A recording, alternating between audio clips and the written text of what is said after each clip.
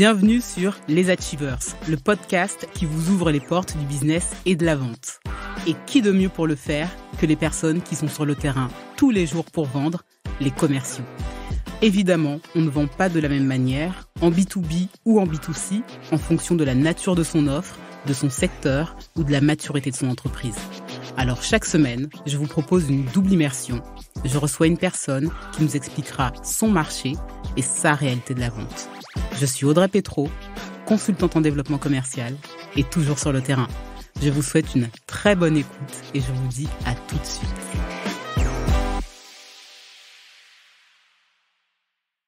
Bonjour Eric. Bonjour Audrey. Comment tu vas ? Parfaitement bien. Écoute, moi je suis très contente que tu aies accepté l'invitation aujourd'hui.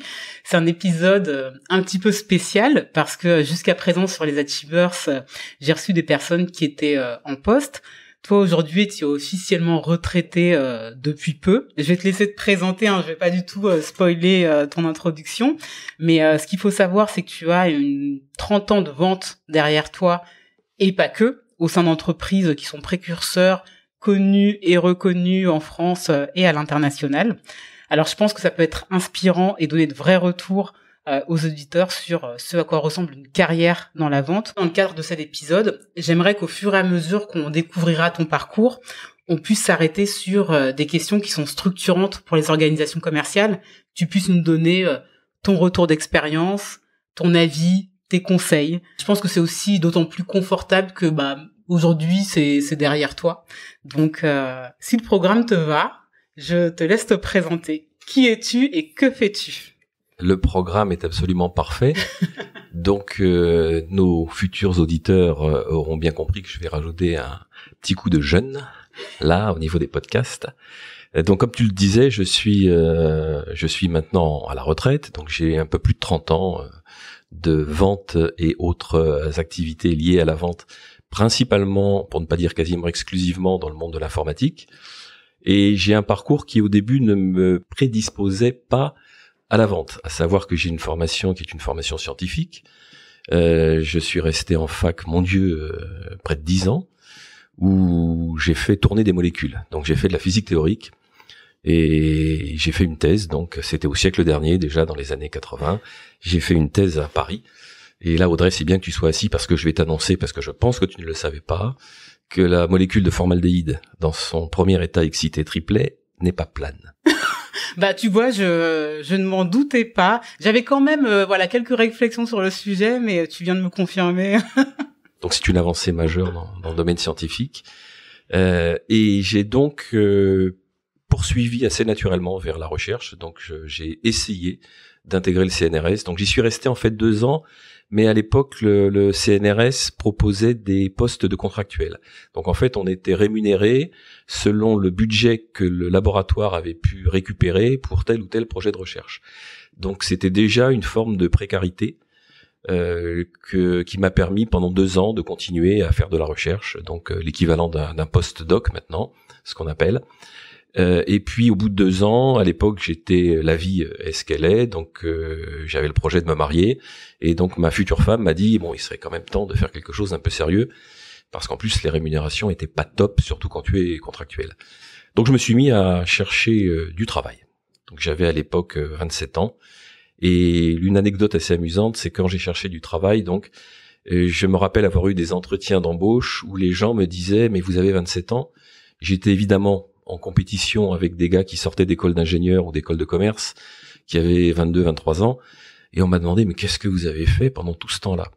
Et premier choc dans ma vie, si je puis dire, je me suis rendu compte que la formation universitaire, ça avait à l'époque pas beaucoup de poids pour des recruteurs qui préféraient de très loin embaucher des gens qui avaient une formation beaucoup plus pratique, de type ingénieur, de type école de commerce, donc qui permettait d'avoir des gens qui selon eux, étaient certainement plus rapidement opérationnels sur le terrain. Bon, cela dit, j'ai eu la chance de trouver un poste. Alors, j'avais cherché dans l'informatique parce que quand tu fais de la physique fondamentale, c'est beaucoup d'informatique, c'est beaucoup de programmation, et donc assez naturellement, je suis venu chercher du travail dans le monde de l'informatique. Donc, dans un premier temps, j'ai trouvé un travail dans une grosse PME française qui faisait de l'instrumentation scientifique, donc qui produisait des spectrophotomètres, on va parler savant, donc des appareils dans lesquels tu glissais un petit échantillon et quand l'appareil avait mesuré ce qu'il y avait dans l'échantillon, ça te disait il y a tant de cobalt, tant de fer, ainsi de suite. Bon. Donc il intéressait évidemment l'industrie de la cosmétique, de l'agroalimentaire et ainsi de suite. Et tout ça était piloté par informatique. Et donc j'ai intégré cette société, le département informatique de cette société, pour faire du développement de logiciels. Année merveilleuse pendant 4-5 ans. Où je me suis éclaté parce que faire du développement de logiciels, c'est de la création. Donc tout ça a été absolument parfait. Et puis on m'avait donné en plus la responsabilité des formations, donc je faisais la formation du logiciel, ce qui m'a donné l'occasion de commencer à goûter au plaisir d'avoir à monter sur scène et puis faire ton show. Donc ça c'est une chose qui était très très très sympa, et j'avais en plus la responsabilité de la communication autour du logiciel. Donc j'étais la personne qui était interviewée quand il s'agissait de présenter les nouvelles fonctionnalités du logiciel. Donc tout ça était très très bien.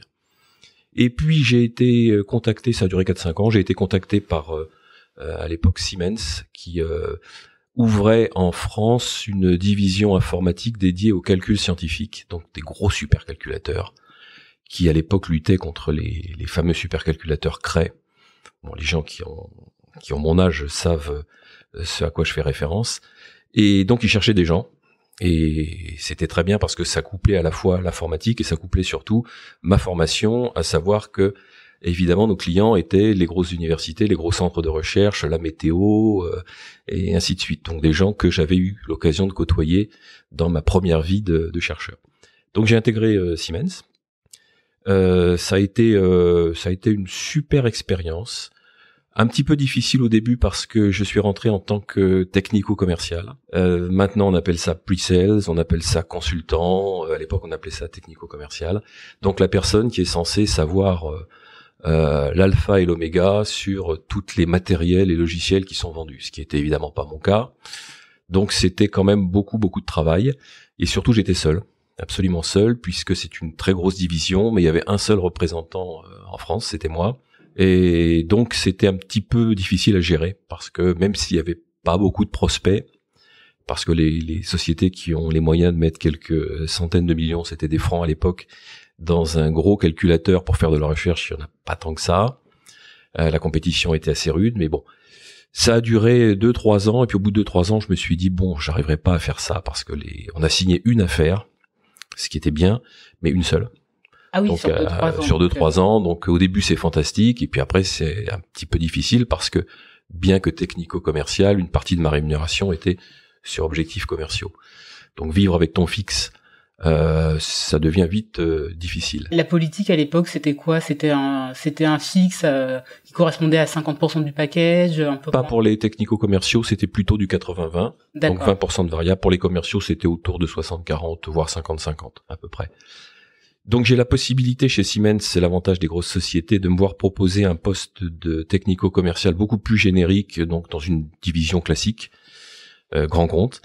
Et je suis technico-commercial donc sur le compte EDF, grand compte. Donc je travaille en doublon avec un collègue commercial. Et comme c'est un très très gros compte, on décide de se partager le compte. Il me dit écoute, toi tu es plutôt un scientifique, donc tu vas prendre tout ce qui est direction technique et scientifique d'EDF. D'accord, et quand il te dit on se partage le compte, c'est on prospecte tous les deux. Absolument. Et donc tu fais une partie de mon travail. Absolument. Il me dit donc tu vas t'occuper plutôt de la direction études et recherche, de la production, et moi je prendrai les directions commerciales, clients, côté EDF. Donc je fais ça pendant 1 an, et déjà à l'époque, je me rends compte que, pas en ce qui me concerne, mais en ce qui concerne d'autres technico-commerciaux, ils sont un peu les esclaves, si je puis dire, du commercial. J'ai vu notamment des situations où le commercial arrivait, notamment celui qui s'occupait des marchés publics, qui passait son temps à éplucher les BOAMP, je sais pas si ce nom te dit quelque chose, les GOCE, oui. Donc maintenant c'est tout ça est sur internet. Sur l'achat public. Donc c'était les bulletins officiels des offres de marché public, donc c'était une espèce de petit journal marqué en tout petit comme les notices de médicaments, où tu avais toutes les administrations qui publiaient leurs appels d'offres. Et donc le commercial éplucher ça, récupérer les appels d'offres et venait poser les appels d'offres sur le bureau du technico-commercial en disant bon, t'as 3 jours pour répondre à ça, 4 jours pour répondre à ça, bon, sans aucune chance parce que quand on prend appel d'offres au niveau de sa publication dans ce genre de journal. Il est déjà trop tard parce qu'ils ont en général déjà parlé avec des prestataires, ils sont déjà en jambes avec d'autres personnes. Ils ont fait leur choix. Ouais. Donc je me dis, pas de ça pour moi. Et de façon assez amusante, en parallèle, le commercial avec lequel je m'entendais très bien, donc sur EDF, me dit t'as pas l'impression qu'on fait un peu le même boulot? Je dis oui, si, tout à fait. D'ailleurs, c'est bien, c'est sympa et tout. Et il me dit, tu sais, je gagne 2 fois plus que toi.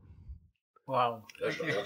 Attends, c'est pas possible. Bon, parce que bien que la rémunération ne soit pas le levier principal, ça reste quand même un levier important. Bon. En fait, c'était pas vrai. Il gagnait pas 2 fois plus que moi, il gagnait près de 4 fois plus que moi. Ah oui. Donc ça m'a quand même donné à réfléchir, et comme en parallèle il y avait un poste de commercial qui s'ouvrait sur tout le secteur des télécoms qui restait un secteur très technique, je me suis dit je franchis le pas, et donc je passe commercial chez Siemens. Je fais ça pendant 2-3 ans, on vendait des serveurs à l'époque, donc je n'ai que la partie télécommunication en France, donc SFR, Orange, Bouygues à l'époque, Bouygues Télécom, et je décide au bout de 2-3 ans de partir de chez Siemens, et je suis attiré par le monde du logiciel. J'ai des copains qui sont à l'époque chez Informix. Informix, c'est de la base de données. Ils ont été rachetés par IBM depuis. Donc c'est du logiciel d'infrastructure. Société américaine qui me propose donc un poste de commercial en faisant briller des salaires absolument mirobolants. Alors là en 50-50. Avec une partie variable donc qui était le salaire était plus qu'intéressant, et donc je bascule dans le monde merveilleux du logiciel informatique, où là les mots closing, les mots funnel, gestion de funnel, les mots reconnaissance de revenus, les mots canal indirect sont des choses que j'apprends, que je ne connaissais pas avant et que j'apprends. Et à titre anecdotique, quand j'ai fait mon entretien d'embauche, le responsable donc des RH me dit qu'est-ce qu'évoque le mot closing pour vous? Moi je dis je sais pas, c'est fermer une fenêtre, closer et tout. Tellement j'étais loin de ça, parce que Siemens c'est un autre monde. Siemens c'est une grosse société historique, c'était pas du tout géré de cette façon-là. Donc te dire que tu vois je tombais vraiment de très haut. Mais alors du coup moi ce qui m'intéresse c'est ce passage d'un profil en tout cas scientifique, technico-commercial à commercial. Comment tu montes en compétence? Donc moi je comprends que un peu sur le tard quand tu gères le compte EDF avec ce commercial, mais après est-ce que tu as senti que tu devais peut-être rattraper un certain retard, et si oui en fait comment ça s'est fait? Alors c'est une excellente question, parce que de façon assez paradoxale, quand je suis passé commercial, j'ai déployé beaucoup d'énergie pour connaître mieux les produits. C'est-à-dire que ce qui revient de façon assez naturelle au pre-sales ou au technico-commercial, à savoir la connaissance de toutes les fonctionnalités du produit, moi je me suis dit en tant que commercial, j'ai eu l'impression de me retrouver seul en face du client, et je ne voulais pas donner l'impression que j'avais vu chez d'autres commerciaux, qui est le type qui n'y connaît rien et qui est là pour aller déjeuner avec le client et sortir sa carte de crédit. Je voulais absolument pas donner cette impression, donc je me suis vraiment mais concentré et défoncé pour être à fond sur la connaissance du produit. Le reste, après, mais ça c'est du bon sens, le reste c'est un métier de relation, donc c'est la façon dont tu rentres en relation avec tes clients. Il y a des règles qu'après d'ailleurs je me suis fait une vraie obligation d'en parler aux commerciaux des équipes que j'ai pu manager par la suite. Des règles simples, du genre soyez vous-même, restez poli et restez correct, soyez à l'heure au rendez-vous. Il faut savoir que à l'époque, quand j'ai commencé commercial, on n'avait pas les téléphones portables. Donc tu pouvais pas, si tu étais dans un bouchon, c'était extrêmement difficile de téléphoner à ton client ou à sa secrétaire en disant je suis navré, j'ai un peu de retard et tout. Bon, le nombre de fois où ça m'est arrivé et j'ai dû m'arrêter dans un café pour aller téléphoner au client et tout, c'est infernal. Donc je disais des règles comme ça. Bon, ensuite, quand tu es commercial, savoir que la chose la plus difficile et de très loin, et ça je le crois toujours, c'est ce qu'on appelle le cold call. C'est-à-dire quand on te donne un compte et on te dit vas-y, tu as EDF, tu as France Télécom, parce que France Télécom j'étais vraiment commercial. Tu as France Télécom, voilà, t'as tant à faire cette année, à toi de jouer. Bah tu prends ton téléphone et tu appelles des gens. T'appelles des gens qui ont pas envie de te prendre au téléphone, qui ont pas envie d'écouter ton blabla, et tu te dis, bah, il faut que je sois suffisamment convaincant, persuasif pour avoir, le but c'était le rendez-vous, c'était obtenir un rendez-vous. Et une fois que tu as ton rendez-vous, il faut être sûr que quand tu sors du rendez-vous, il y a une suite. Et tu peux pas savoir ce que je me suis battu avec des commerciaux, des gens qui avaient de la bouteille plus tard, en leur disant, bon, alors c'est bien le rendez-vous, what's next? On sait pas, on le rappellera. Je dis, mais attends, tu as été avec quelqu'un, on a eu les pires difficultés pour prendre ce rendez-vous, tu es sorti du rendez-vous, et tu sais pas ce qui se passe derrière. Je lui dis, c'est pas normal. Pour moi, c'était la limite de la faute professionnelle. C'est super intéressant ce que tu es en train de me dire. Donc moi déjà, je comprends que tu montes en compétence en maîtrisant bien ton produit et ensuite en expliquant aussi à tes commerciaux qu'il y a quand même un certain savoir-être, un certain savoir-vivre à avoir avec tes clients. Quand je pense au profil très scientifique, tu vois, cet aspect-là, je sais pas s'il est très inné. Est-ce que toi du coup, c'est des choses que tu avais en toi et ça vient d'où en fait? Je vois ce que tu veux dire. Je ne pense que j'étais pas le type de profil scientifique, et c'est sans doute pour ça que j'ai pas continué ce genre de carrière, à être complètement renfrogné dans ma techno, tu vois, penché sur mon ordinateur. C'est pas mon style. Ça, je sais pas faire. J'ai jamais su faire et je sais pas faire. Non, je pense que c'est plus le côté avoir envie, être content de rencontrer des gens. Aussi, l'une des choses dont je me suis rendu compte, qui là aussi devrait être une règle de vie, en dehors bien sûr de simplement l'aspect professionnel, l'aspect boulot. Et je reprends alors j'aurais pas exactement la phrase que disait Dormesson, mais il disait quelque chose du type être de bonne humeur, c'est la forme la plus absolue de la politesse. Et donc je disais, j'essayais de le mettre en pratique, moi, d'être souriant, d'arriver, que les gens aient quelque part envie de te voir, qu'on n'ait pas envie de voir quelqu'un, de passer un peu de temps avec toi. Bon, mais encore une fois, ça, ce sont des règles de bon sens. Alors, pour revenir un peu plus dans le concret, bien évidemment, quand je suis passé commercial, donc chez Siemens, on m'a dit, tu vas faire le cursus de formation. Donc, j'ai eu tout un cursus de formation. C'était, ma foi, c'est l'une des quasiment seules sociétés que j'ai vues, peut-être avec Ideal, donc startup qu'on évoquera sans doute plus loin dans ce podcast. C'est l'une des sociétés qui avait la meilleure politique d'onboarding. C'est-à-dire quand tu arrivais, on te laissait pas tout seul comme ça à te débrouiller, tu suivais une espèce d'université. Ça se passait comment concrètement? Alors concrètement, il y avait 4 modules de formation qui duraient 3 jours à une semaine donc c'était pas dans la foulée, donc tu avais quasiment 2 mois et demi où tu étais souvent en formation. Et on t'apprenait diverses règles. J'ai notamment retenu que j'ai essayé d'appliquer par la suite, qui était la première qualité du commercial, c'est l'écoute. Ça, on le sait. Tu as beau le répéter, personne ne le met en pratique. Le nombre de fois où j'étais avec des commerciaux de mon équipe et ils laissaient pas parler le client, ils sortaient la liste des fonctionnalités du logiciel et tout. Le client écoutait poliment, mais tu ressortais, t'avais pas avancé beaucoup.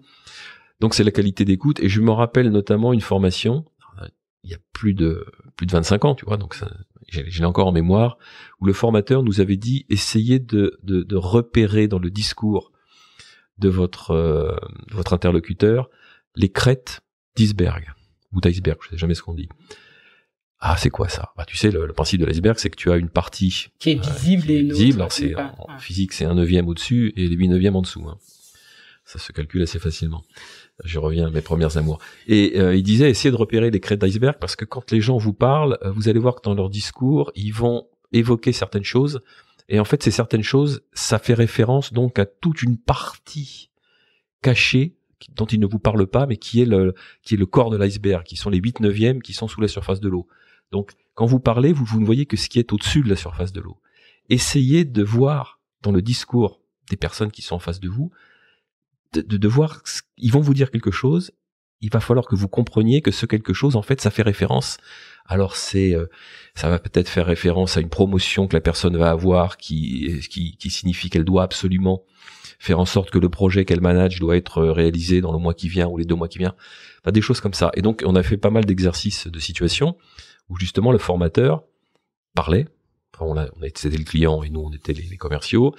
Et donc, il fallait qu'on essaye de trouver les ces motivations profondes, voilà, ou les intérêts de l'entreprise. Quand on le trouvait pas, il revenait vers nous. Là, oui, là, j'ai dit ça, il aurait fallu creuser là-dessus, aller voir et tout. Et ça, j'ai essayé de le mettre en pratique assez souvent. T'as utilisé des frameworks ou des méthodes en particulier? Oui, alors me demande pas le nom parce que comme j'ai dû faire 3 ou 4 formations commerciales de type commercial dans les différentes sociétés que j'ai parcourues, chaque fois on avait des méthodes différentes. Alors il y avait les formations relatives au métier de commercial, donc on t'apprenait justement comment gérer une discussion. Et puis tu avais des formations qui étaient plus centrées sur la gestion du grand compte, puisque je me suis toujours occupé de grand compte, donc du B2B grand compte, où notamment tu avais alors voilà les 4 ou 5 critères qu'il va falloir vérifier quand vous êtes sur un projet. Y a-t-il un budget? Y a-t-il ce qu'on appelle un compelling event, à savoir est-ce que le client a une raison forte pour que la vente soit générée en telle ou telle chose. Enfin bon, je les ai plus en tête, mais il y avait 4 ou 5 et j'ai fait avant de venir à notre rencontre, à notre discussion, donc j'ai essayé de me remémorer le nombre de formations différentes. J'en ai fait 5 formations différentes qui étaient, je me souviens d'une qui s'appelait le Target Account Selling, donc la vente au grand compte. Enfin, j'en ai fait plusieurs. Et de toute façon, on arrivait toujours à la même chose. Oui, aujourd'hui, on parlerait du médic.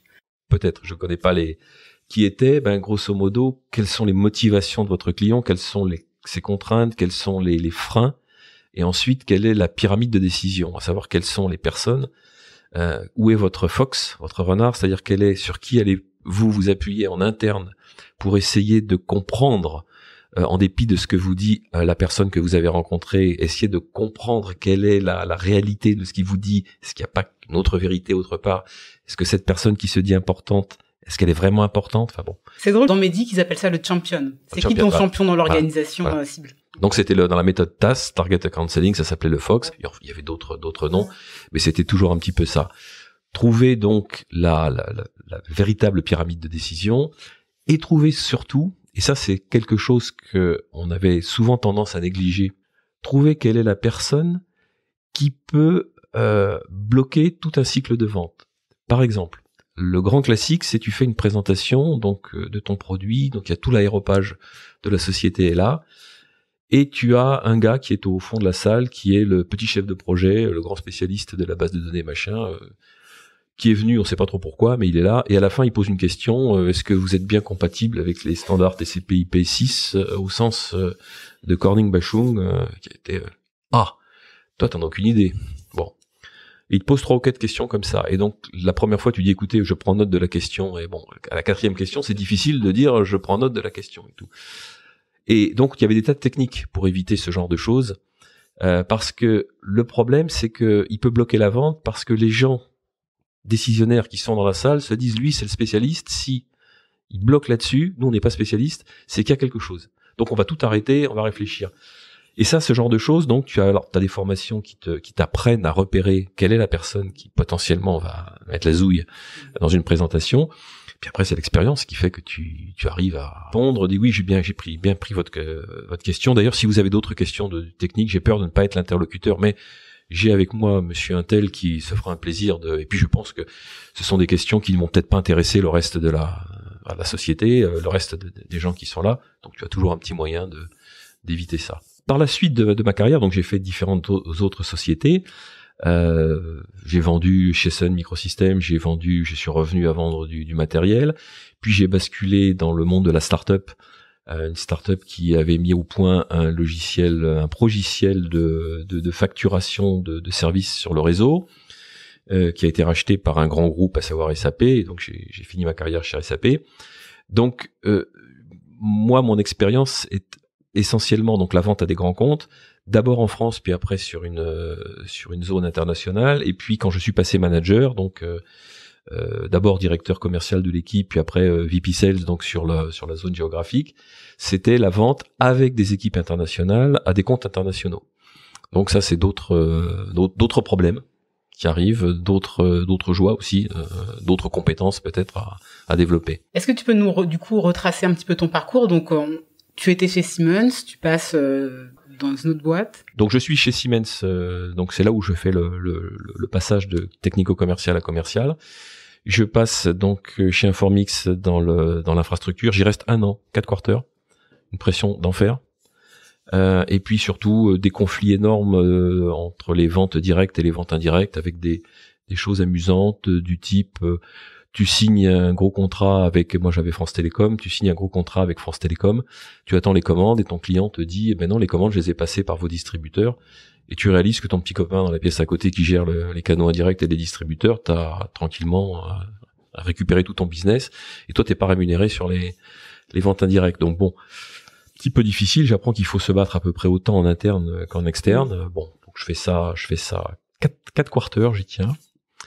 Et puis je passe après chez Sun, où je vends toujours en tant que commercial sur c'était pas encore Orange à l'époque, c'était sur France Télécom. Je fais ça pendant 4 ou 5 ans, je crois, avec un gros avantage, c'est que Sun c'était à 5 minutes de la maison. Donc c'est la seule fois de ma vie où j'ai pas eu 1h30 de transport pour aller travailler le matin. Donc c'était une très bonne chose. Je m'occupais toujours de France Télécom au niveau national, donc j'avais l'abonnement Air Inter, à l'époque c'était pas Air France, c'était Air Inter, donc c'était Royal. Et puis je bascule, donc après 5 ans, c'était de la vente de box, la vente de serveurs, et on dira ce qu'on veut, malgré toutes les formations sur montrer la valeur à votre client et tout, à trouver de la valeur à des box, parfois un peu difficile, d'aller voir un grand ponte en lui disant que ton processeur il va plus vite que celui du copain à côté. Ça intéressait pas vraiment les grands décideurs chez France Télécom. Bon. Et là, j'ai l'opportunité de basculer dans une petite start-up américaine qui vendait qui avait été ce qu'on appelle un ISP, donc un fournisseur de services sur Internet, qui avait développé donc pour ses propres besoins un logiciel de gestion, comptabilité, gestion des clients sur Internet, et qui s'était dit qu'ils faisaient beaucoup plus d'argent à vendre le logiciel qu'à avoir des clients sur Internet. Donc ils avaient basculé, ils étaient devenus un éditeur de logiciel, boîte sur la côte américaine. C'était en pleine explosion. La bulle Internet n'avait pas encore explosé, mais bon, donc il y avait des salaires mirobolants. On nous montre les actions. Je me rappelle que ma séance d'onboarding qui était à Cupertino, là-bas dans la vallée, près de San Francisco. Alors là, c'était l'onboarding, la société était californienne, donc on va là-bas. Alors c'était la Californie avec tout ce que ça comporte. Et je me rappelle que le directeur financier nous dit écoutez, voilà le cours de l'action. Il était là il y a 6 mois, il a doublé au bout de 3 mois, et là, donc on va vous donner 10 000 actions. Donc votre problème, ça va être dans 1 an de savoir comment vous allez placer votre argent, parce que vous allez avoir des millions de dollars. Enfin bon, on est ressorti de là, on avait les yeux qui miroitaient. C'est ID, hein. Ah non, c'est pas Ideal, c'est une société qui s'appelle Portal, qui a été rachetée par Oracle. Et non, hélas, c'était pas Ideal. C'était merveilleux. Alors, je me rappelle à titre anecdotique, donc on va là-bas pour faire 10 jours de formation. Donc moi, je suis commercial sur un gros compte. En plus, j'avais toutes les télécoms donc en France, et c'était l'une des cibles. Alors du coup, question, parce que tu avais toujours géré les télécoms, est-ce que tu arrives avec ton portefeuille client ? Parce que ça, c'est aussi un sujet, le mythe, vérifié ou pas, mais du portefeuille client qui suit le commercial. Alors, j'ai envie de te dire oui et non. Et c'est bien que tu poses cette question, parce que c'est un point que je voulais aborder et que j'ai oublié d'aborder. Dans la façon, quand tu es commercial, de te comporter vis-à-vis de tes clients. Ne jamais oublier que le monde est petit, que quelqu'un qui est un client un jour peut être un partenaire le lendemain, peut être ton employeur 3 jours après.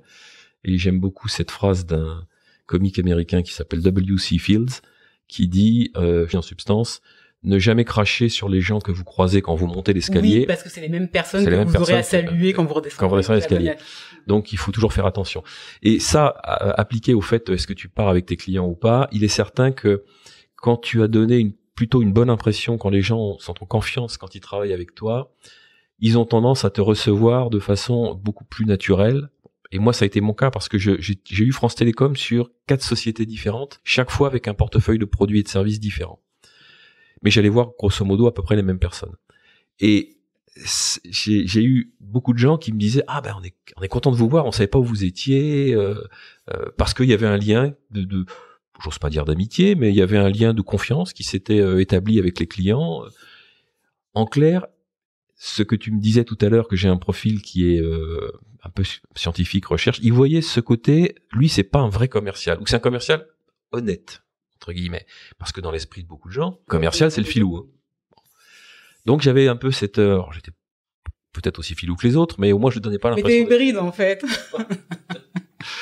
donc même si je ne suis pas venu avec mes clients, à savoir, je suis pas venu, je vendais des choses différentes, sauf sur la fin, mais j'ai quand même eu l'avantage de pouvoir aller voir les mêmes personnes sans avoir à rougir, à me dire, oulala, il va me recevoir avec un fusil. Ouais, et être bien reçu. Et est-ce que tu penses que c'est quelque chose qui a également joué dans ton recrutement quand t'es passé à chaque fois d'une boîte à une autre? En se disant, ah, ok, il a géré France Télécom, on va le recruter pour ça également. C'est clair parce que je pense que certainement les gens qui à l'époque m'ont recruté ont dû appliquer les mêmes recettes ou avaient les mêmes besoins et les mêmes critères que ceux que j'ai eu moi et utilisés après quand moi j'ai recruté des gens. À savoir, est-ce que je recrute des commerciaux qui sont en début de carrière, qui vont pas me coûter très cher, mais qui sont en début de carrière, ou est-ce que je recrute des gens qui ont un petit peu plus de bouteilles, qui vont nous coûter beaucoup plus cher. Quand je dis beaucoup plus cher, c'est facilement 2 fois plus, mais qui ont justement cette capacité, cette connaissance du grand compte, et ainsi de suite. Bon. Et moi, j'ai toujours opté pour la deuxième possibilité, c'est-à-dire avoir des gens qui avaient un peu plus de bouteilles. C'est peut-être pas la bonne chose, mais ça m'a donné raison. Oui, après, je pense que ça dépend des structures. Tu vois, quand tu recrutes des commerciaux qui sont juniors, soit tu dois avoir peut-être un cycle de vente qui est très simple, peu complexe, et ou la possibilité de pouvoir les faire monter en compétence. Si c'est pas ton cas et tu veux qu'ils fassent leurs chiffres assez rapidement et t'apportent un portefeuille client, etc., t'as tout intérêt à prendre des profils plutôt seniors. Moi, le problème s'est posé quand j'ai eu un rôle de manager commercial, que donc j'ai eu la possibilité et le devoir d'embaucher des commerciaux pour faire grossir la part de marché de la société. Quand j'ai joint une start-up donc française et que je me suis vu proposer le poste de directeur commercial. Donc là, j'ai dû en effet monter une équipe commerciale et mon problème était que si je prends des jeunes, c'est moi quelque part, bon c'est ce que je dis peut-être affreux, mais c'est moi qui vais faire le boulot quoi. C'était l'équipe commerciale, il y avait 6 commerciaux et 3 puis 4 technico-commerciaux, en pre-sales donc. Et je me suis dit, si j'embauche des jeunes, il va falloir que je me tape tout le boulot, que je vienne avec eux. Et on n'avait pas le temps. Il fallait que la société avait levé 25 millions d'euros, on avait déjà bouffé quelque chose comme une dizaine ou une douzaine assez rapidement. Donc il fallait assez rapidement que on arrive à faire mieux que le burn rate. Donc à l'époque, on avait un burn rate qui était à peu près autour d'1 million d'euros par mois, ce qui signifie qu'il fallait faire un chiffre de 12 millions d'euros par mois. Donc quand tu enlèves 25, tu as 2 ans qui sont assurés, mais c'est break-even quoi. Voilà, absolument. Donc il faut quand même faire quelque chose. Bon. Donc tu te dis, j'ai pas trop le temps. En plus, je suis une start-up, je suis pas connu. Je vais évidemment me prendre tous les clients qui disent, vous avez un super produit, vous êtes géniaux, comment la Terre a pu tourner sans vous. Mais est-ce que vous serez encore là demain? Moi, je vais pas mettre quelques centaines de milliers d'euros dans votre logiciel si vous n'êtes plus là demain. Alors ça, ce sujet, comment tu l'abordais ça? C'est un classique, et notamment quand les achats te demandent c'est quoi ton chiffre d'affaires, ta marge, etc. sur les 3 années précédentes. Alors ça c'est un sujet, au début quand tu es dans une start-up, c'est un sujet récurrent. Il y a malheureusement, je l'ai pas trouvé, il y a pas de martingale, il y a pas de formule miracle. Bon, quand tu as la chance d'avoir un produit innovant, tu vas mettre en face de ton client le prix du non-investissement dans l'innovation. Quand je suis rentré chez Ideal c'était une émanation de France Télécom, c'est ce qu'on appelle une spin-off. Donc ce sont des anciens de France Télécom qui ont créé leur société et ils sont partis, en fait ils ont industrialisé et productisé un produit que France Télécom mettait en place, qui était un produit de tarification, gestion et facturation des services sur Internet. Quelque chose qui allait exploser. Et voyant que France Télécom était prêt à leur laisser la bride sur le cou pour créer la société, donc ils ont créé cette société Ideal avec un logiciel donc qui a été très rapidement perçu comme étant extraordinairement innovant, permettant d'aller tarifer. Je te prends un exemple, les logiciels de tarification dans le monde des télécoms au début, quand qui tarifaient de la voix très très bien, à savoir t'as appelé les États-Unis pendant 3 minutes, ça te coûte tant, il y avait des petites fioritures du type la première minute indivisible, à savoir que même si tu téléphones 10 secondes, on te facture 1 minute, il y avait toutes ces choses-là. Bon. Quand le SMS est arrivé sur le marché, aucune plateforme de tarification ne savait tarifer un SMS. Donc toutes les plateformes de tarification disaient un SMS, c'est comme si tu avais téléphoné pendant 3 minutes, 4 minutes. Bon.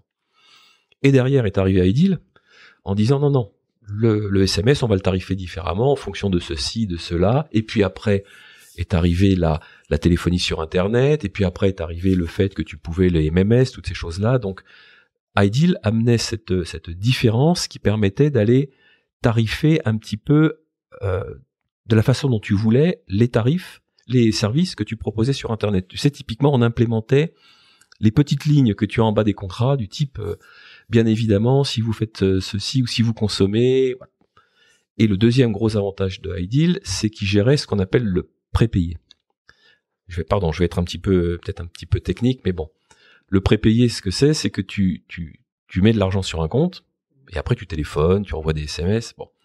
Et quand tu arrives au bout de l'argent sur ton compte, on te bloque là, on te dit, mais si vous voulez continuer, vous payez un peu plus. Bon, c'est un petit peu ça. Contrairement au post-payé, où tu reçois une facture à la fin du mois, et on te dit, voilà, vous avez consommé tant et tant, vous aviez un forfait de temps, vous avez dépassé de temps, donc vous nous devez tant. Ça se passe comme ça.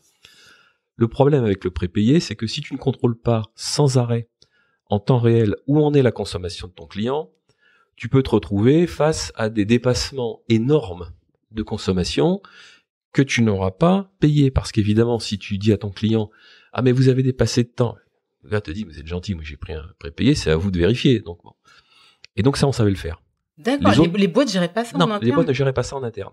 Donc avec l'explosion des cartes prépayées pour les enfants notamment, et il y avait eu un précédent célèbre, je crois que c'est en Suède, où je sais plus quelle société qui s'était mise sur le marché a explosé, parce que ils géraient pas le prépayé, et ils faisaient le bilan à la fin du mois, et à la fin du mois, ils avaient éclaté complètement leur consommation. Ce qui signifie que pour assurer leur qualité de service, ils avaient dû être obligés d'investir dans de l'équipement, de l'infrastructure, des antennes, des BTS, des antennes réseau et tout ce que tu veux. Ça leur avait coûté de l'argent et il n'y avait pas les revenus en face. Donc on savait faire ça. Donc on allait vers le client en disant, voyez, si vous nous implémentez, donc on va faire ça. Et deuxième chose, alors là très concrète, c'est que la pérennité dont on ne pouvait pas, nous, se prévaloir, qu'on ne pouvait pas revendiquer, on l'a fait porter par nos partenaires. À savoir que ce genre de vente passait quasiment tout le temps avec des associations entre un partenaire qui était le plus souvent un intégrateur, des Capgemini, des Accenture, des IBM Consulting, enfin tout ce qu'on veut, qui vendait avec nous parce que eux derrière assuraient l'installation du logiciel. Encore une fois, c'est pas du Excel si tu veux où tu vas télécharger l'installation et le paramétrage du logiciel. Ce sont des phases lourdes. Quand tu implémentes un CRM, quand tu implémentes une facturation, une comptabilité, c'est lourd, ça prend du temps. Donc on avait ces partenaires intégrateurs qui travaillaient avec nous et qui portaient toute la crédibilité du logiciel, à savoir nous travaillons avec eux, nous avons l'habitude de travailler avec eux, c'est une société sérieuse qui a un vrai pouvoir innovant et de toute façon nous sommes là nous pour vous garantir que l'installation du logiciel, l'implémentation, le suivi, la maintenance, tout ça ce sera assuré. Donc voilà comment on est arrivé à s'en sortir, mais clairement, ça a un impact sur le prix. Les clients te disaient, moi je suis prêt à franchir le pas avec vous, mais pas pour ce prix-là. Donc au début, on a dû faire des écarts, parce que ce qui est important, c'est de prendre les premiers clients. La chose également qui était extraordinairement importante, et là je me suis battu pendant des années tout au long de ma carrière, c'est l'importance de la référence. Toutes les sociétés ont des clients. Très peu de sociétés ont des références. C'est-à-dire que, très souvent, le commercial signe un contrat et ne pense pas à l'après, à savoir, ce serait bien que je puisse un jour m'appuyer sur le client que je viens de signer, si j'ai besoin de faire appel à lui pour qu'il vienne parler de ma solution dans un congrès, pour qu'il puisse prendre l'appel d'un de mes clients. Parce que la vente au grand compte de solutions qui sont structurantes, qui coûtent assez cher, passe toujours par la question du client qui est, mais vous l'avez installé où votre truc là? Et alors, c'est quoi les bonnes pratiques? Alors ce que je disais à tous les commerciaux, et ça a plutôt pas trop mal marché, vous aurez dans toute négociation commerciale à parler de prix, de tarifs, et forcément ce sera toujours trop cher. C'est toujours trop cher pour le client. Donc, on sait très bien qu'on va être amené à négocier, on sait très bien qu'on va être amené à faire du discount, et sachez que tout pas en avant demande un pas en avant en contrepartie de votre client. Donc, et c'est pas quelque chose qui est bloquant pour les clients. Dites-leur, écoutez, moi je suis prêt à vous faire de la remise en plus. J'ai vu avec mon directeur commercial, parce qu'évidemment tu as les grands classiques, je ne peux pas le faire. Je vais voir mon directeur et puis Ton client comprend que quand tu as passé les 3 niveaux hiérarchiques au-dessus de toi, il comprend que là, bon, pour avoir de la remise, il faudra faire autre chose. Bon. Donc, demander quelque chose, par exemple, ok, mais à ce moment-là, ce qu'on va vous demander, parce que c'est important pour nous qu'on ait des clients, et par ricochet, c'est important pour vous, parce que plus on aura de clients, plus on aura de références, plus nos nouveaux clients nous feront confiance, et donc nous permettront de réinvestir dans le logiciel, de vous garantir la maintenance, tout un discours autour de ça. Aidez-nous à avoir ces références. Moi, je vous fais un peu plus, mais par contre, on va faire un article. On va faire un article press release, bien sûr, on passera par votre marketing, votre legal et tout pour être sûr que, bon, c'est un point aussi important là, c'est que il faut être sûr quand tu vas négocier avec ton client tout ce qui est relatif au référencement, au fait que tu sois référence, il faut être sûr que c'est quelque chose que tu vas pouvoir activer assez rapidement, donc tu vas pouvoir te servir assez rapidement. Pendant la phase de lune de miel. Alors cela dit, bon, je veux pas noircir le tableau. On a eu des bugs. Tout éditeur logiciel a des bugs. On a tous eu des soucis plus ou moins gros et tout. Je touche du bois, bien que n'étant plus en fonction, je touche du bois pour mes collègues qui sont encore en fonction. On n'a jamais eu de bugs tellement bloquants qu'on doit mettre la clé sous la porte de la société parce que on est attaqué de tous les côtés. Et ce que j'ai remarqué d'ailleurs, c'est que plus la société est grosse et importante, plus la couverture légale, donc juridique, de la société est importante. À savoir que c'est vrai qu'au tout début, quand j'ai intégré des startups, on était peut-être un petit peu léger sur la couverture juridique, avec notamment le grand classique qui est que quand tu vends du logiciel d'application, tu es responsable de la qualité de ton logiciel, donc tu t'engages à corriger les bugs, mais tu ne t'engages pas à payer les dommages indirects que ton logiciel aurait pu engendrer. Du type, tu fais de la facturation, si tu t'es trompé dans une formule quand tu as développé ton logiciel, ou qu'ils ont facturé, au lieu de facturer 4 millions à leurs clients, ils ont facturé 4 euros, que la société te dit, nous, vous nous devez... Non, t'es pas responsable de ça. Donc on était relativement... Mais les clients le savent, ça. J'aimerais revenir sur ce que tu me disais tout à l'heure, c'est on baissait les prix au début parce que l'important c'est de pouvoir remporter le contrat. À quel moment on renégocie les prix quand on fait du grand compte? Alors j'ai envie de dire c'est dans le cycle de vente, c'est bien sûr plutôt en fin de cycle de vente. Ton client est parfaitement au courant que toutes les boîtes de logiciels sont des boîtes qui sont au quarter. Donc ton client, il vient te voir, et il parle de prix, c'est assez curieux, mais il parle de prix très souvent les 15 jours qui précèdent la clôture du quarter, quoi. Bon. En te rappelant que finalement il est désolé, mais il va pas pouvoir signer, qu'il va être obligé de décaler de 15 jours, et toi ça te met le premier jour du quarter d'après. Donc un sou pris sur le quarter N n'a aucune commune mesure avec le même sou pris sur le quarter N+1 qui lui vaut plus rien, quoi. Bon. Enfin, je galège, mais c'est un petit peu ça. Donc on était toujours préparé à cette discussion, toujours de fin de quarter, et c'est un petit peu le jeu entre les grands comptes, les responsables achats ou les responsables informatiques, qui savent très bien qu'ils vont parler argent avec toi quand tu vas être en position de faiblesse. Donc c'est fin de trimestre. Bon. Ça c'était le grand classique. Tu l'avais en principe, pour répondre à ta question, le côté prix, on l'a à la fin. C'est-à-dire que très souvent tu donnes des prix qui sont des prix listes au début.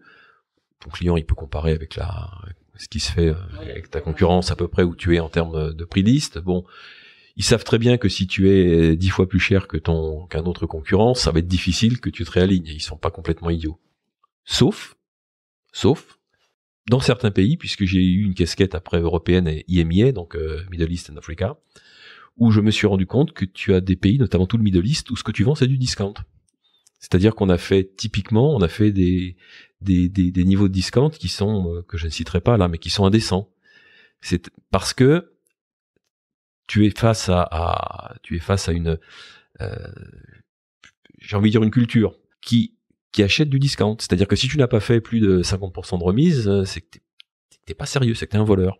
Donc c'était assez drôle. Donc ce que tu n'as pas du tout quand tu travailles avec le nordique, pas du tout. Qui négocie pas du tout.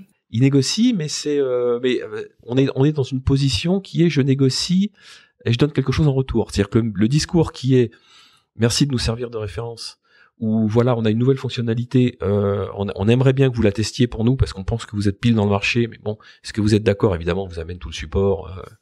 Ça, ils sont très réceptifs à ça. Tu l'as pas partout. Et notamment, toute la partie Middle East, c'est un discours, ça les intéresse pas. Ça, c'est des chiffres qui sont intégrés dans les projections, les objectifs des grosses boîtes dans lesquelles tu as pu bosser?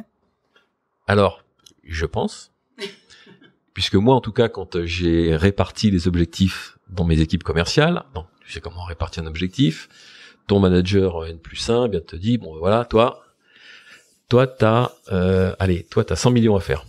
Là, t'as 10 commerciaux, tu te dis, je vais leur donner 10 millions. Grosse erreur. 10 fois 10 millions, ça fait bien 100 millions, mais ça suppose que tout le monde soit à son objectif. Donc toi, tu vas redispatcher un peu plus, bon, sachant que ton manager au-dessus, il a redispatché un peu plus. Bon.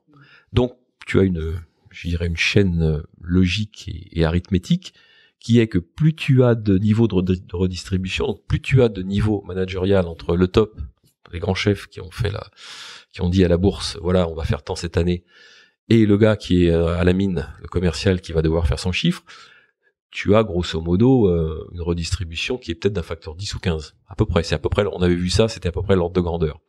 Donc toi, tu vas redistribuer un peu plus.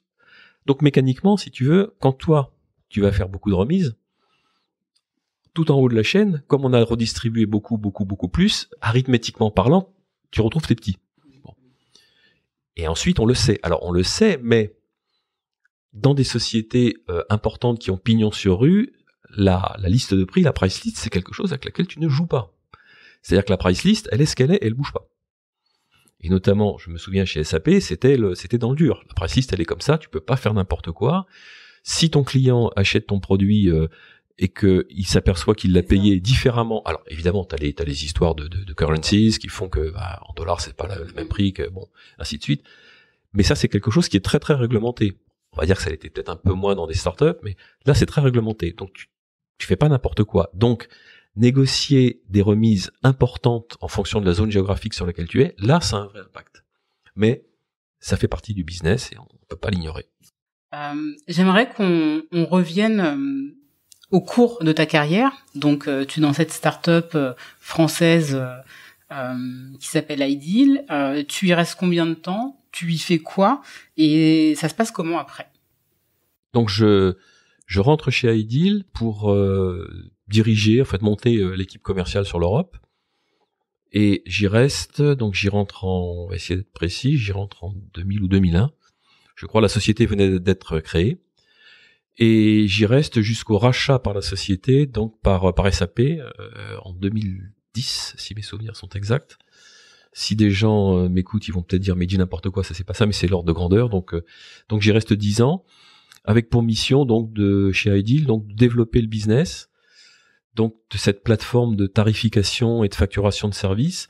D'abord, surtout concentré sur les télécoms, parce que les télécoms étaient les acteurs qui étaient les plus innovants en termes de services sur Internet. Et puis petit à petit, le marché évoluant, et là le marché maintenant il va à fond, c'est que tout le monde vend du service. Par exemple, le grand classique qu'on avait, qui maintenant devient un truc que tout le monde connaît, c'est que tous les vendeurs d'imprimantes, les grosses imprimantes, s'entend, il y a longtemps qu'ils vendent plus d'imprimantes, voilà, c'est tant l'imprimante. On vend à la feuille.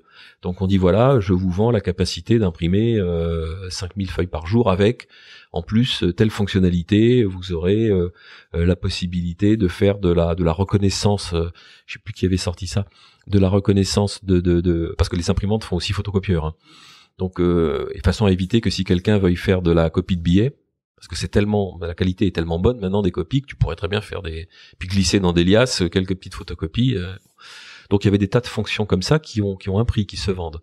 Donc on a assisté à une évolution de from product to services, c'est-à-dire que toutes les sociétés passaient de la vente de produits à la vente de services, avec l'explosion des Airbnb, des Uber, enfin toutes ces plateformes.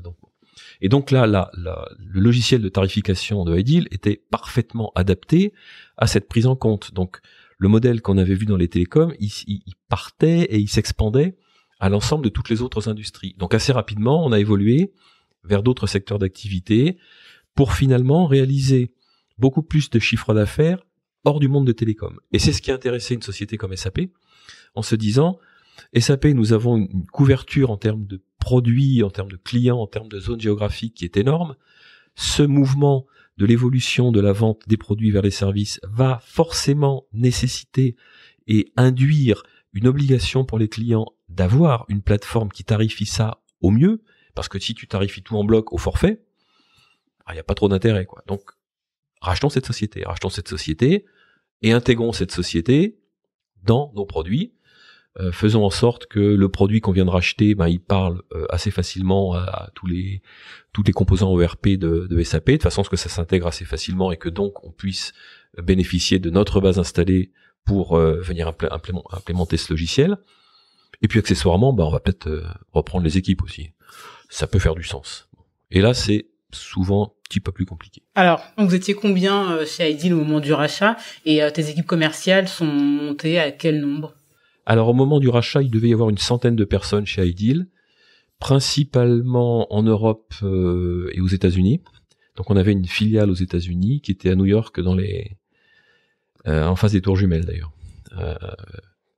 Puisque je me rappelle la première fois que j'y suis allé, j'avais vu les Tours Jumelles et puis après, après on voyait Ground Zero.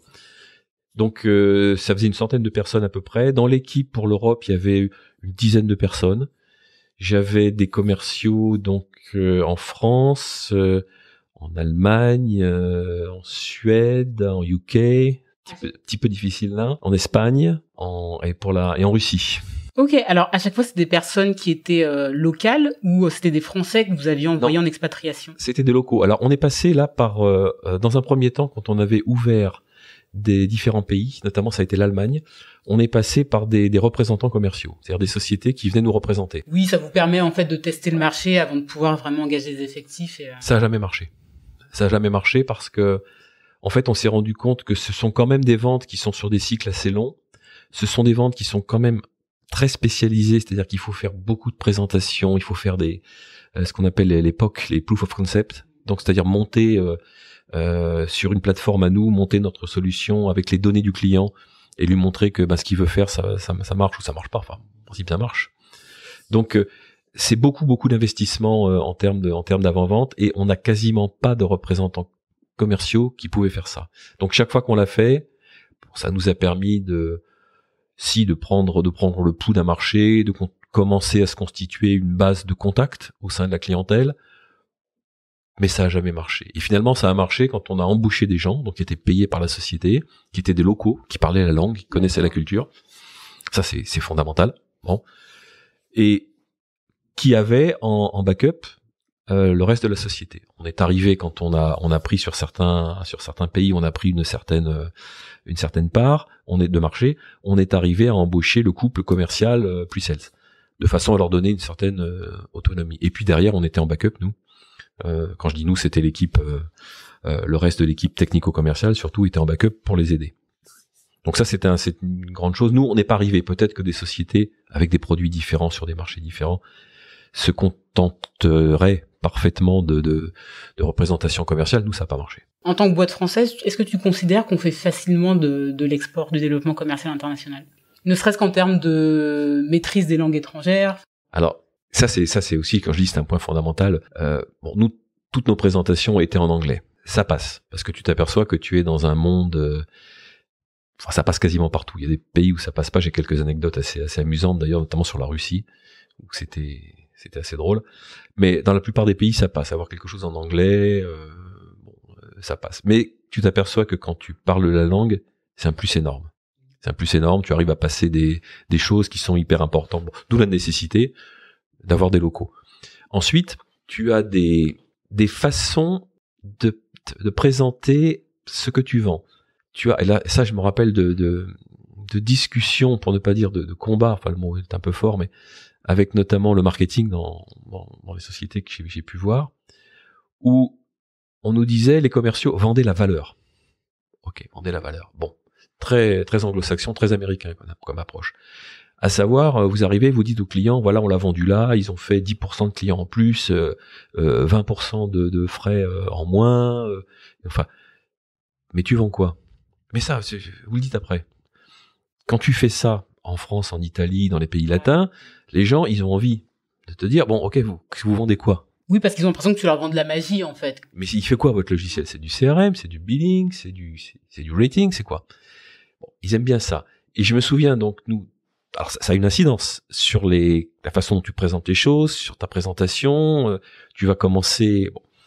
Et donc les discours que j'ai pu avoir donc au sein des différents CODIR, qui étaient non mais ok, on va vendre la valeur, mais moi je pense qu'il faut d'abord dire ce qu'on fait. J'ai dit je me balade parfois sur des sites internet parce qu'un copain il est passé dans telle boîte, je me dis tiens ce qu'ils font, je lis 4 pages, je n'ai pas compris ce que les gars faisaient. Voilà, avec notre solution, vous allez pénétrer le marché Intel, vous allez faire, le client est au centre de nos solutions, vous allez faire tant de pourcents. Mais vous faites quoi? C'est quoi? C'est du CRM que vous vendez? C'est quoi? Vous faites c'est de la supply chain? Tu sais pas. Donc moi, mon grand truc, c'était, on dit d'abord ce qu'on fait, on dit ensuite où et pour quelle problématique on a installé le logiciel et comment et qu'est-ce que ça a rapporté. Vous voyez tel client, alors des fois on le citait, quand on avait donc ces accords de référencement, des fois on le citait pas, tel client, ils ont fait ça, et ça leur a permis de... Bon, et c'est là où l'importance de suivre ton client, d'aller récupérer toutes ces informations. Vous voyez, là la facture leur coûtait 7 centimes, ils ont implémenté notre logiciel, la facture maintenant c'est 3 centimes. Donc ils ont mécaniquement gratté 4 centimes par facture qu'ils émettent. Le taux de recouvrement, il était avant ils recouvraient que 80% de leurs impayés. Depuis qu'on leur a installé notre module ARP, Account Receivable and Payable, la gestion des contentieux a permis de faire en sorte qu'ils recouvrent 10% de plus. Et encore une fois, ça dépend de l'interlocuteur que tu as en face de toi. Quand tu as la chance d'avoir quelqu'un assez haut placé, j'ai eu 2 fois des PDG en face de nous qui ont 10 minutes à t'accorder. Là, ce qui est extraordinairement important, c'est de faire en sorte qu'ils aient compris. Donc surtout pas employer de termes compliqués, d'acronymes où le gars il a rien compris. C'est de faire en sorte que le gars il ait compris, que tu l'avais vendu à des sociétés qu'il connaît et que ces sociétés étaient contentes et avaient récupéré quelque chose, avaient un plus. Donc c'est l'élévateur pitch. Tu sais, t'as 10 minutes, enfin l'élévateur c'est 3 minutes. Ça aussi c'est le truc classique que tu fais avec tous les commerciaux. T'as 3 minutes, t'es dans l'ascenseur avec un tel. Vends-lui ton truc, quoi. Ouh, pas simple. Donc voilà, t'as ça. Et ça nous est arrivé, moi ça m'est arrivé 2 fois. On le savait avant, donc on l'avait préparé. Mais ça a été, donc c'est un slide et tu mets, il faut que tu aies un nom, tout, enfin, pas beaucoup d'informations. Et puis si ça vous intéresse, on est prêt bien sûr à creuser et tout. J'aimerais qu'on revienne du coup au rachat de Ideal par SAP. Ce qui m'intéresse, c'est quand tu es racheté par une grosse boîte internationale d'origine allemande et que tu es une boîte française, comment ça se passe? Est-ce que tout le monde suit? Est-ce que toute l'équipe commerciale suit? Ça se passe comment? C'est pris comment? C'est une très bonne question et c'est un passé qui est assez récent. Pour moi, enfin assez récent, une dizaine d'années quand même. Mais bon, donc la situation, nous sommes une société française, 100 personnes, qui fait à l'époque une quinzaine de millions d'euros de chiffre d'affaires, à peu près. Et on est lorgné par une société multinationale, internationale SAP, qui à l'époque fait, je crois qu'il doit y avoir 80 000 personnes, qui doit faire une 18 ou 20 milliards d'euros, de chiffre d'affaires, bon, qui a plus de 1500 produits à son portefeuille. Bon. Donc une structure commerciale complètement différente. On était, nous, dans une structure commerciale très pyramidale. On a un produit. On avait à l'époque un marché et demi sur tous les télécoms, et puis on commençait à venir un peu, je crois que c'était le retail, ou je sais plus trop ce qu'on avait vu, bon, avec une équipe commerciale et tout. Bon, tu arrives chez SAP, où tu as une structure de type en grille, où tu as un reporting par région, tu as un reporting par ligne de produit, tu as un reporting, enfin tu as 4 ou 5 reportings différents qui fait que bon. Donc première question, quand tu es racheté, tu penses à toi. Tu te dis bon voilà, je suis racheté, ma société était rachetée, plus moi à l'époque j'avais une 50aine d'années. Tu raisonnes pas de la même façon quand tu as 25 ans et que tu commences ta carrière, et quand tu en as 50, tu es plutôt sur la fin. Donc on a nos salaires, on a nos positions, nos titres. Moi j'ai une superbe carte de VP Sales IMEA. Je me dis en moi-même, bon, VP Sales IMEA chez Ideal c'est bien, mais alors chez SAP, bon, c'est comme une autre tête. Bon. Donc première question, à quelle sauce on va être mangé? Évidemment, personne ne le sait. Même ta hiérarchie le sait pas trop. Bon, ce qu'on sait et ce dont on se doute, c'est que l'intégralité de la société va être intégrée. Pourquoi? Parce que on rentre dans une société qui veut pousser notre produit mais qui ne le connaît pas. Et le temps ils ont besoin des compétences. Voilà, ils ont besoin de compétences. Le temps qu'ils forment des gens et tout, ce serait complètement idiot. Bon. Donc on est rassuré assez rapidement sur ce point-là. Petite chose assez amusante, d'ailleurs, comme on est, ça c'est un peu la législation française qui fait ça. Quand on est racheté par SAP, on nous dit dans un premier temps ce qu'il faut que vous fassiez. avant de signer votre nouveau contrat SAP, contrat de travail SAP, il faut que vous démissionniez de chez Ideal. Bon. Donc, tu es dans une position où tu dois avant démissionner. Et je me rappelle. Et c'était une blague, on vous prend pas. Et je me rappelle. Donc, on était 6 ou 7 commerciaux. Donc, à l'époque, avec les gens de mon équipe, on était donc dans les locaux de SAP. On était dans une salle et tout le monde se regarde. Et tu fais quoi, toi? Et donc, on avait réussi à obtenir le fait qu'on ait le contrat déjà sous la main, signé par mais ils ont été, on devait le faire, mais ils ont été très très propres. Il y a eu aucune. Je pense qu'il y a eu enfin moi c'est la seule expérience de comment ça s'appelle de merger and acquisition, que j'ai vécu de ma vie. Ça s'est pour moi et pour les gens de mon équipe, ça s'est très très bien passé, à telle enseigne que je crois qu'il y a dû avoir sur les 100 personnes, il y a dû y avoir 3 ou 4 défections. D'accord, qui ont dit on suit pas, ça nous qui ont dit on suit pas parce que il se trouve qu'Ideal était toute la partie R&D était sur Caen, puisque ça venait d'un centre de France Télécom qui était là-bas en Normandie. Donc il y a 2 ou 3 personnes qui ont dit non nous ça nous branche pas, donc on a une autre opportunité là, donc mais dans l'immense majorité les gens ont suivi avec des salaires qui étaient au moins les mêmes, pour ne pas dire parfois supérieur. L'intégration s'est très très bien passée. On a eu une phase d'onboarding où on nous a expliqué voilà comment ça se passe chez nous. Moi j'avais récupéré à l'époque la responsabilité commerciale de l'équipe qui était là. Tu arrives avec ton équipe, voilà, qui reste avec toi, qui reste absolument mon équipe et tout, avec la merveille des N plus je sais pas combien niveaux hiérarchiques que tu as autour de toi. Alors que tu étais VP Sales. Exactement. Okay.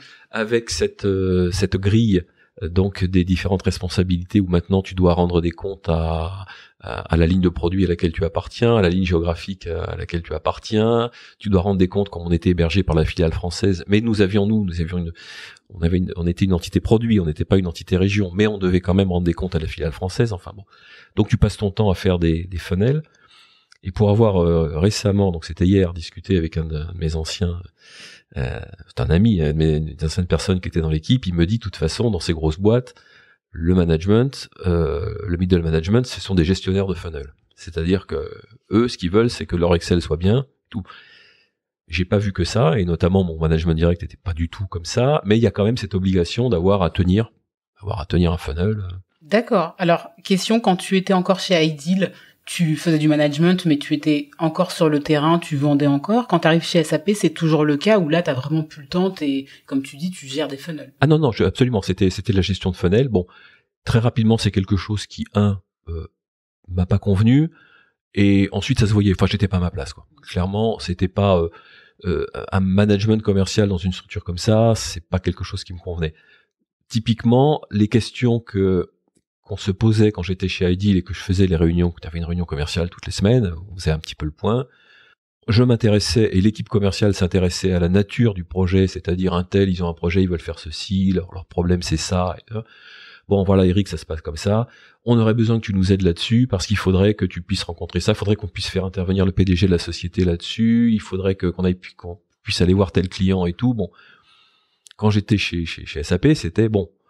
Ça, ce deal, il rentre quand? C'est quand? Combien? Ah, il rentre pas, il glisse. Bon, tu fais quoi alors? Il y a 500K qui glissent là. Qu'est-ce que tu fais pour compenser les 500K? Tu mets quoi dedans pour que on n'ait pas ce trou dans le funnel? Donc tu as et moi je savais pas faire ça. Tu as des raisonnements qui sont complètement différents, à savoir que tu gardes sous le pied quand t'es middle manager, tu vas garder sous le pied certains deals en te disant je vais pas les annoncer tout de suite parce que si jamais il y en a un qui slip, enfin qui glisse, il va bien falloir que j'en sorte un autre du chapeau pour bon. Voilà, donc je savais pas trop faire. On appelle ça faire du frigo. Du frigo et tout. Bon, tu fais tout, tu gères ça. Bon, moi j'étais pas bon là-dedans, donc j'ai dû rester, je crois, 1 an et demi, 2 ans. Et puis après, j'ai basculé. Ça a été ma fin de carrière. J'ai basculé sur des fonctions un peu plus éloignées de business développement, plus transversales, où donc ma mission était principalement en support aux forces commerciales ou en support aux partenaires, parce que ça, les partenaires. Je pense que ça nécessiterait presque un podcast complet. Tu ne fais rien sans les partenaires. Et un Capgemini qui est le partenaire d'un jour sur un projet d'après, ils sont partis avec un autre produit, c'est ton concurrent. Il faut savoir gérer tout ça. Et c'est pas forcément simple. C'est pas forcément simple ça.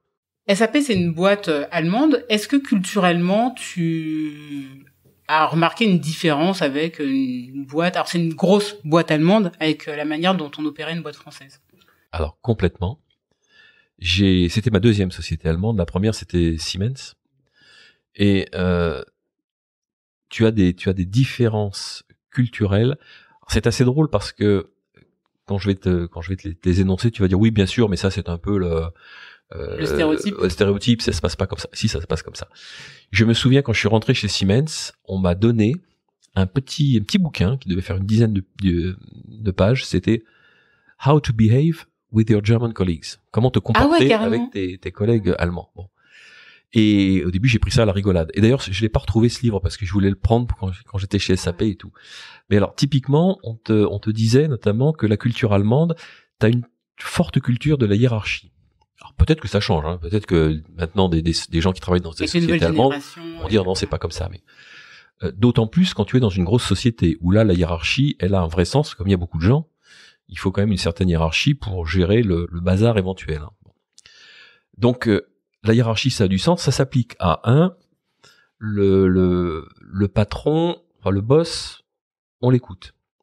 2, considérer que le territoire du boss, son bureau, c'est son territoire. Voilà. C'est bon. Alors une anecdote, quand j'arrive donc chez Siemens, calcul scientifique, j'étais seul en France, donc je vais faire un stage, c'était à Munich à l'époque, dans cet immense centre Siemens qui faisait, qui était c'était une ville, quasiment dans la ville. Et donc je vais chez Siemens et je vais me présenter au patron de la division. Donc je vais, la secrétaire me dit il est dans son bureau. Sans plus attendre, je vais vers la porte, je frappe et je rentre.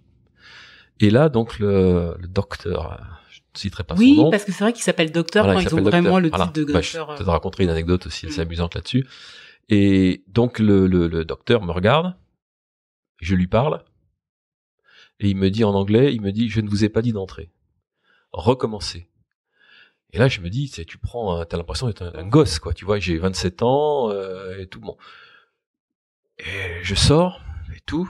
Et donc là, et la secrétaire me regarde courroucée, faisant comprendre en tout. En plus, elle parlait pas très bien anglais, mais elle me dit, grosso, vous êtes entré, vous n'êtes pas rentré, quoi.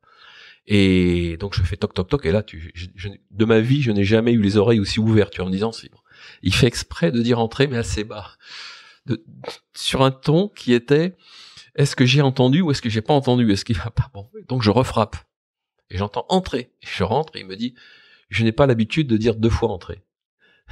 Oh là là. Donc d'entrée, tu vois, ça te positionne le truc. Anecdote absolument véridique.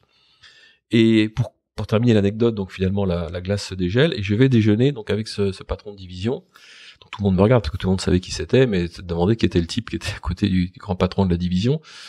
Et on va déjeuner à la cantine, un truc immense. Et là, on savait pas trop de quoi parler. Et je lui dis, alors tout évidemment on parlait en anglais, je lui dis le site est immense, mais il y a combien de personnes qui travaillent sur le site? Et il me regarde, il fait 30%. Et tu vois, moi je pensais qu'il allait me dire, c'est un trait d'humour, tu vois. Je pensais qu'il allait me dire sur le site, il travaille à peu près, je crois qu'il y avait 10 000 personnes sur le site. Il y a 10 000 personnes. Et il me regarde avec un petit sourire, il me dit non, 30%. C'est-à-dire que dans c'est pas vrai, les autres ils foutent rien, voilà, en fait. Exactement. C'est-à-dire que c'était la façon de te dire, si tu veux. Et j'ai réagi un peu comme toi, c'est-à-dire que c'était tellement éloigné là que je l'ai regardé et j'ai fait 30%. Oh, il me regarde 30, 40, maybe 40. Oh, Friday, 10%. Voilà. Et là, je me dis, c'est pas possible. Et tu sais pas quelle attitude prendre parce que tu sais pas si c'est une grosse blague et tout. Et bon, il éclate de rire, donc j'éclate de rire. Donc voilà, la glace était. Mais ton histoire sur le docteur, moi j'ai une thèse, donc j'ai un titre de docteur. Et donc il m'avait fait des cartes de visite, docteur. Et j'avais dit, non, faites-moi des cartes de visite. Moi je présente ça, tout le monde va rigoler. Je pense que je vais voir un client en France, ils vont me demander, tiens, puisque vous êtes là, docteur, est-ce que vous pouvez me regarder? J'ai un peu mal à la gorge. Bon, c'était un truc classique. Et donc j'ai fait faire de mon côté d'autres cartes de visite et je me suis pris plusieurs remarques quand des fois je faisais pas attention parce que je donnais les cartes de visite françaises que j'avais fait faire avec l'entité française. Il m'a dit non, il faut que tu mettes docteur, T'avais ça, les réunions. Alors là c'est idiot à dire, mais les réunions que j'ai faites à la fois chez Siemens ou chez SAP avec des Allemands, les réunions elles commencent à l'heure, elle se termine à l'heure et les dernières minutes de la réunion, tu fais le wrap-up. Donc voilà ce qu'on fait, voilà ce dont on a discuté, voilà qui va faire quoi et tout. Je n'ai jamais vu ça dans une réunion en France. Jamais vu ça. Alors peut-être que ça, je suis plus dans la boucle depuis 2 ans maintenant, donc peut-être que ça a changé, j'en doute fort. Mais les réunions du type réunion commerciale, on commence à 10h, il y a un tel qui finit sa discussion téléphone, un tel autre qui arrive avec le café, j'ai pris un café, tu voulais un café? Ouais, attends, je c'est lui qui vient pas parce qu'en fait, il y a une réunion avec un client et t'as pas téléphone qui sonne 15 fois, donc 15 fois t'as ton commercial qui se lève pour aller répondre. Attends, c'est important et tout. Ça, je ne l'ai pas vu dans le côté allemand. L'importance de la prévision et de la prévision juste, à savoir que moi j'ai pris autant de scud parce que des prévisions, on avait fait des prévisions puis ça se réalisait pas, à savoir qu'on signait pas des deals, que de scud dans l'autre sens, à savoir que tu fais des prévisions et tu rentres plus. Parce que ça, ils aiment pas. Ça, ils aiment pas. Ça, c'est vraiment... Parce qu'ils pensent que tu l'as fait de manière malhonnête? Voilà. Parce que derrière, tu as différentes interprétations, mais non, on a besoin de quelque chose de juste. Et enfin, l'importance du process. On le dit, alors je l'ai vu, chez Siemens et chez SAP, tu as des process qui sont en place parce que quand tu dois gérer une société qui fait, alors Siemens c'était 400 000 personnes à l'époque, SAP là c'était à peu près 100 000 personnes quand j'ai quitté. Quand tu dois gérer une société de 100 000 personnes, si t'as pas un minimum de process, c'est la zouille. Et les différents grands patrons de SAP que j'ai pu voir disaient mais innovez, soyez c'était run simple. On nous disait run simple. Ça faisait marrer tout le monde parce que run simple, c'est bien. Quand t'es le PDG, que tu peux dire je fais ça, ça et ça et vous suivez. Quand t'es tout en bas, le run simple, à savoir finalement je vais pas demander les approbations parce que c'est trop compliqué, ça prend trop de temps, donc je lance ma proposition commerciale. T'as lancé ta proposition commerciale, t'as vu la porte par laquelle t'es entré, c'est la même pour sortir, tu dégages. Faute professionnelle. C'était aussi simple que ça. Donc l'importance du process, ça c'était quelque chose qui pour un Français est parfois un peu difficile. Ils virent les commerciaux quand ils font pas leurs chiffres dans ces boîtes-là? Oui. Pas aussi facilement que dans les sociétés américaines que j'ai pu avoir, mais bien sûr. Tu vois, et quand tu es commercial, il faut savoir que tu es, alors t'es le roi du pétrole un trimestre et tu es au fond de la soute le trimestre d'après. Et ce que t'as fait avant, on s'en fout. Mais vice versa. Et grosso modo, moi sur pratiquement 30 ans de carrière commerciale, j'ai pu vérifier en ce qui me concerne l'adage qui était t'as grosso modo une année mauvaise, une année bonne et une année à l'étiage où tu es à peu près bon, avec parfois des années très mauvaises et parfois des années extraordinaires, avec d'autres problèmes d'ailleurs qui sont liés à ça, mais c'est un autre débat. Souvent, pour toi, ces années sont corrélées à ton cycle de vente. Donc, la première, qui est pas terrible, c'est tu viens d'arriver dans la boîte et le temps que tu mettes en place les choses, que tu te fasses ton pipeline, bon, c'est normal, tu fais pas des gros chiffres. Ensuite, la deuxième qui est exceptionnelle et puis l'autre, tu te relâches un petit peu, t'as performé. Non, c'est lié essentiellement, en effet, comme tu le dis, c'est lié au cycle de vente qui fait que les cycles de vente qu'on voyait nous, c'était entre 6 et 18 mois, à peu près. On va mettre 1 an, à peu près, pour avoir une moyenne. Et quand quand tu as un cycle de vente sur 1 an, que tu attaques un compte, évidemment, la première année, j'ai envie de dire, c'est arithmétique, la première année, alors soit le gars qui était avant toi, il y a des choses qui sont dans le funnel et donc tu arrives à les closer. Oui, ça peut arriver, mais la plupart du temps, c'est pas le cas. Donc tu as une première année qui souvent est une année où tu vas semer, et puis tu as une année où tu récoltes, mais comme ce sont des solutions qui étaient assez chères, assez longues à implémenter, tu vas pas vendre à ton client ou à ton département, chez ton client auquel tu as vendu, tu vas pas vendre 2 années de suite la même chose. Alors tu as des add-ons, parce que la plupart du temps on vend en fonction de l'utilisation pour une certaine volumétrie. Un logiciel de facturation, typiquement, tu peux le vendre pour tant de comptes facturés, tant de factures éditées, ainsi de suite. Donc si ton client a un business qui se développe, s'il consomme, toi tu vas consommer. Voilà. Ça c'était avant le cloud. Et puis après il y a eu le cloud. Alors c'était la deuxième révolution. Alors c'est intéressant, tu as parlé de récolte. Du coup j'aimerais qu'on aborde le sujet de la rémunération. Tu peux nous partager quelques bonnes pratiques? Alors bonnes pratiques de rémunération, donc un variable. Déjà. Tu es donc pour le variable. Ah, ça enfin pour moi je suis peut-être, alors on va peut-être dire c'est un vieux de la vieille école, mais pour moi une fonction commerciale dans laquelle tu n'as pas de variable, c'est une antithèse. C'est quelque chose que je ne comprends pas. J'écoutais d'ailleurs une des interlocutrices précédentes dans ton podcast qui disait un commercial qui n'aime pas l'argent, j'ai plus exactement ce qu'elle disait, mais j'ai un petit doute au début, quoi. Donc bon, sans être un filou, un escroc à vouloir absolument gagner de l'argent, c'est évident que la rémunération c'est quelque chose d'important. Et ce qu'il y a de bien avec le variable, bon, c'est un variable, donc c'est variable par définition, mais ce qui est bien avec un variable, c'est quand tu peux le dépasser. C'est-à-dire que quand tu as un système de rémunération qui fait que si tu atteins ton objectif et que tu dépasses ton objectif, tu as une rémunération qui va être importante et qui potentiellement peut être accélérée.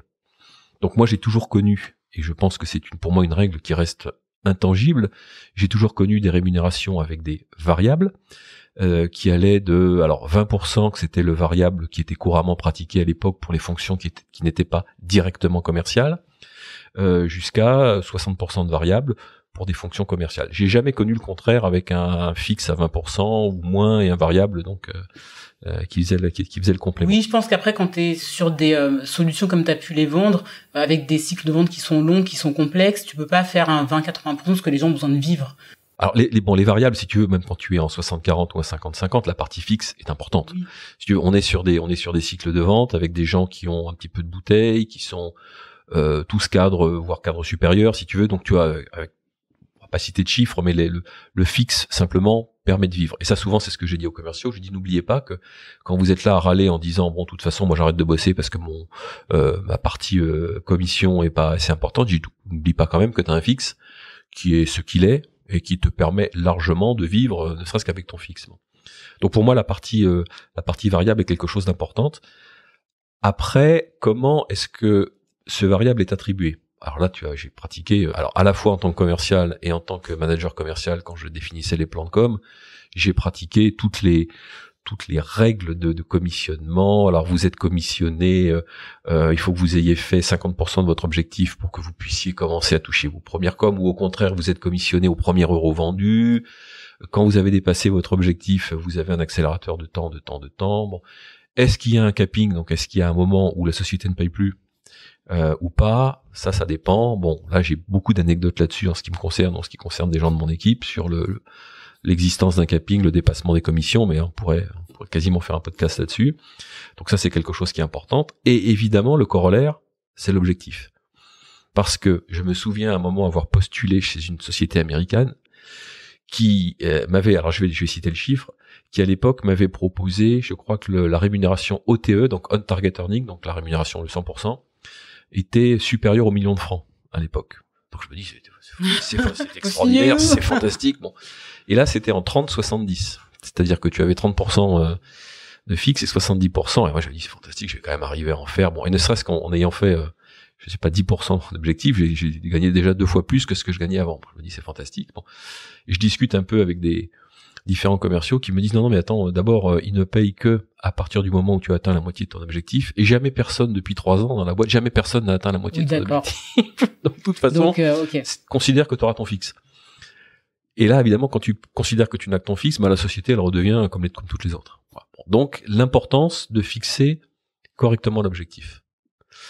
Ensuite, quand tu vends, alors a fortiori quand tu vends de l'immatériel comme du logiciel, tu as ce qu'on appelle la reconnaissance de revenus, à savoir quand est-ce que tu vas rémunérer tes commerciaux. Est-ce que c'est à la facturation? Est-ce que c'est à l'encaissement? Alors, tu as 3 étapes. Tu as la première étape qui est l'entrée de commande, tu as une deuxième étape qui est la facturation, et tu as une troisième étape qui est le paiement. Donc, comment est-ce que tu vas rémunérer tes commerciaux? Alors là, j'ai vu tous les modèles possibles et imaginables. Je crois que le meilleur modèle que moi j'ai vu, c'était on rémunérait à l'entrée de commande et à la facturation. C'est-à-dire que tu rémunères grosso modo la moitié de la commission à l'entrée de commande et la moitié à la facturation. Avec une petite nuance qu'on m'avait fait rajouter à une époque, qui était la directrice financière qui m'avait fait rajouter ça, de dire que la commission est définitivement acquise au paiement du client. C'est-à-dire que c'est un moyen subtil de te dire que si le client ne paye pas, on est tout à fait en droit d'aller réclamer au commercial. Bon. Ah oui, un remboursement sur l'avance de 50% voilà, qui a été fait. Exactement. Alors ça, c'était des choses, en pratique, je l'ai jamais vu. Parce que Une fois, quand on avait un client, on savait que le client allait pas payer, donc le commercial a préféré quitter la société, comme ça, bon, c'est fini. Bon, et puis c'était une vente quand même importante où il aurait eu beaucoup à rembourser. Bon, mais il y a des tas de subtilités de ce type-là. Voilà. Sinon, j'ai pas vu d'autres règles, si tu veux, en pratique, qui s'exposaient. Quand on est sur des cycles de vente longs, donc tu le disais tout à l'heure, 12, 18 mois, on vient d'arriver dans la société. Tu fais comment, tu vois, c'est 1 an sans potentiellement toucher de commission. Absolument. Donc la plupart du temps, on faisait pratiquer beaucoup d'avance sur com, c'est tout. Et puis, alors, oui, ça c'est un point important. Moi, j'avais instauré une partie du variable était sur des critères. Alors, j'avais une belle feuille Excel pour gérer tout ça. Puis après, dans d'autres sociétés, c'était géré automatiquement par le logiciel de paye. J'avais une partie qui était indexée sur des critères du type justement gestion des références, toutes ces choses-là, tu vois, qualitatif, voilà. J'avais une partie qualitative qui était importante, qui était beaucoup plus développée d'ailleurs pour les technico-commerciaux, puisque moi j'avais la partie pre-sales également chez moi. Et donc j'avais développé j'avais vu ça avec un pre-sales avec qui on travaillait pas mal, et je lui avais dit, écoute, qu'est-ce que tu penses qu'on pourrait mettre, parce que très souvent, vous bossez beaucoup et puis après le deal se fait pas et vous avez votre investissement comparé à l'investissement du commercial, il n'a rien à voir. Donc, puis ce sur quoi vous avez travaillé, ça peut servir pour d'autres clients. Donc, on avait établi une liste de critères qualitatifs, le nombre de présentations, la qualité des présentations, enfin je les ai plus en tête, qui faisait que tu arrivais à toucher un peu de ta partie variable. Et encore une fois, les fixes étaient importants. Oui, d'accord. Même si ça représentait si ça représentait quand même 60% de la rémunération, on était sur des fixes importants. Donc on n'était pas à la moitié du SMIC ou des choses comme ça. Donc ça c'est aussi, faut être raisonnable dans le discours. T'as de mauvaises anecdotes à nous partager sur le sujet de la rémunération, des coms qu'on t'a pas payé? Énormément. C'est le moment de régler tes comptes. Alors, ça, tu peux donner des noms. Voilà, ça c'est important parce que ça, tu sais, c'est dans le discours dans ce qu'on disait tout à l'heure.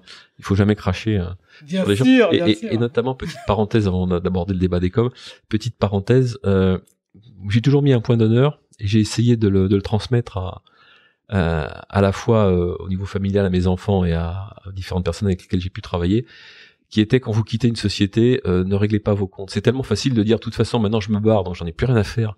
Donc j'ai en profité pour dire comment un tel, il m'a bien cassé les pieds, je vais bien lui mettre une bonne peau de banane. Jamais faire ça, le faire à l'américaine. J'ai vu des mails qu'envoyaient des Américains qui s'étaient fait rouler dans la farine, qu'on avait mis plus bas que terre, à qui était arrivé un matin au bureau, on leur avait mis un carton, voilà, tu fais ton carton et tu pars et tout. Et qui t'envoyait un mail, je change de société, je tiens à dire que j'ai passé des moments extraordinaires avec des gens merveilleux et tout. Moi, je me dis, mais comment il arrive à faire ça avec ce qu'on lui a fait et tout? Sans vomir sur son clavier. Et voilà, exactement. Et en fait, je me suis toujours dit, il faut toujours faire ça. Donc, pour ça, il faut jamais régler de compte, ça sert à rien. C'est une petite satisfaction du moment qui après peut se retourner contre toi. Bon, anecdote, j'en ai, alors, en tant que commercial, première anecdote peut-être un petit peu amusante, je suis chez Sun. Je m'occupe d'une partie de France Télécom. On était 5 sur le compte France Télécom, c'est dire si c'était un gros compte. Et moi, j'ai toute la partie internet. Bon, dans les années 90, ouais. même fin 90, donc c'était bon choix, quoi. Bon choix. J'ai Wanadoo notamment, ça s'appelait encore Wanadoo à l'époque. La fiscale de Sun se termine fin mai. Et tu as une petite clause dans les plans de commissionnement des commerciaux qui précise que la société ne peut plus changer le plan de com le dernier mois. Parce que c'était un grand classique, c'était qu'on te refaisait signer quand on voyait que tu étais un peu trop. Ça aussi, c'était à la limite de l'escroquerie, mais quand on voyait que tu étais un peu trop avancé dans ton objectif et que tu avais fait 80% de ton objectif au bout de 3 mois, on te refaisait signer un petit plan de com et ton objectif, il prenait quelques millions de francs à l'époque en plus. Bon. Donc tu as cette clause qui précise ça, et je suis appelé par le directeur informatique de Wanadoo à l'époque qui me dit, ça part du feu de Dieu, on prend des clients de partout, il faut qu'on triple la plateforme là en un mois. Moi je vendais des serveurs à l'époque. Dollar dans les yeux. Qu'est-ce que ça veut dire?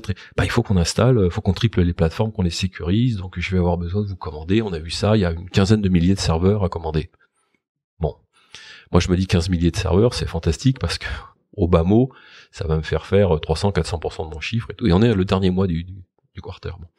Donc je vais voir mon chef. Enfin d'abord je vais voir le directeur informatique de Wanadoo, il me sécurise tout ça, il me dit bon, c'est bon, on a fait les plans et tout, faudrait que vous nous livriez. Bon. avec des tas de problèmes pour moi qui sont que je vends du matériel, donc je dois livrer du matériel, donc il y a toute une problématique de production derrière. Bon, donc je vais voir mon chef, parce que moi c'est pas le premier truc que je vois chef, je lui dis, écoute, voilà, j'ai cette possibilité-là, on va faire tant, moi ça va me faire 300%, je veux que vous me payiez les coms, je veux avoir la garantie que vous me payez les coms. Oh, t'inquiète pas. T'es quand même pas, t'es parti comme avant. Premier truc, commercial, si tu veux, le bon commercial, d'abord il gère son plan de com. Et donc je vais voir mon chef et je lui dis voilà, bah, t'inquiète pas, je sors le champagne et tout, enfin la complète, parce que ça me permettait d'éclater mon chiffre, mais ça permettait à la division télécom de faire son chiffre alors qu'on était plutôt mal, c'était le dernier mois de l'année, et surtout ça permettait à la filiale française de faire son chiffre. Donc on était tous dans le même sens. Donc tout va bien, c'est fantastique.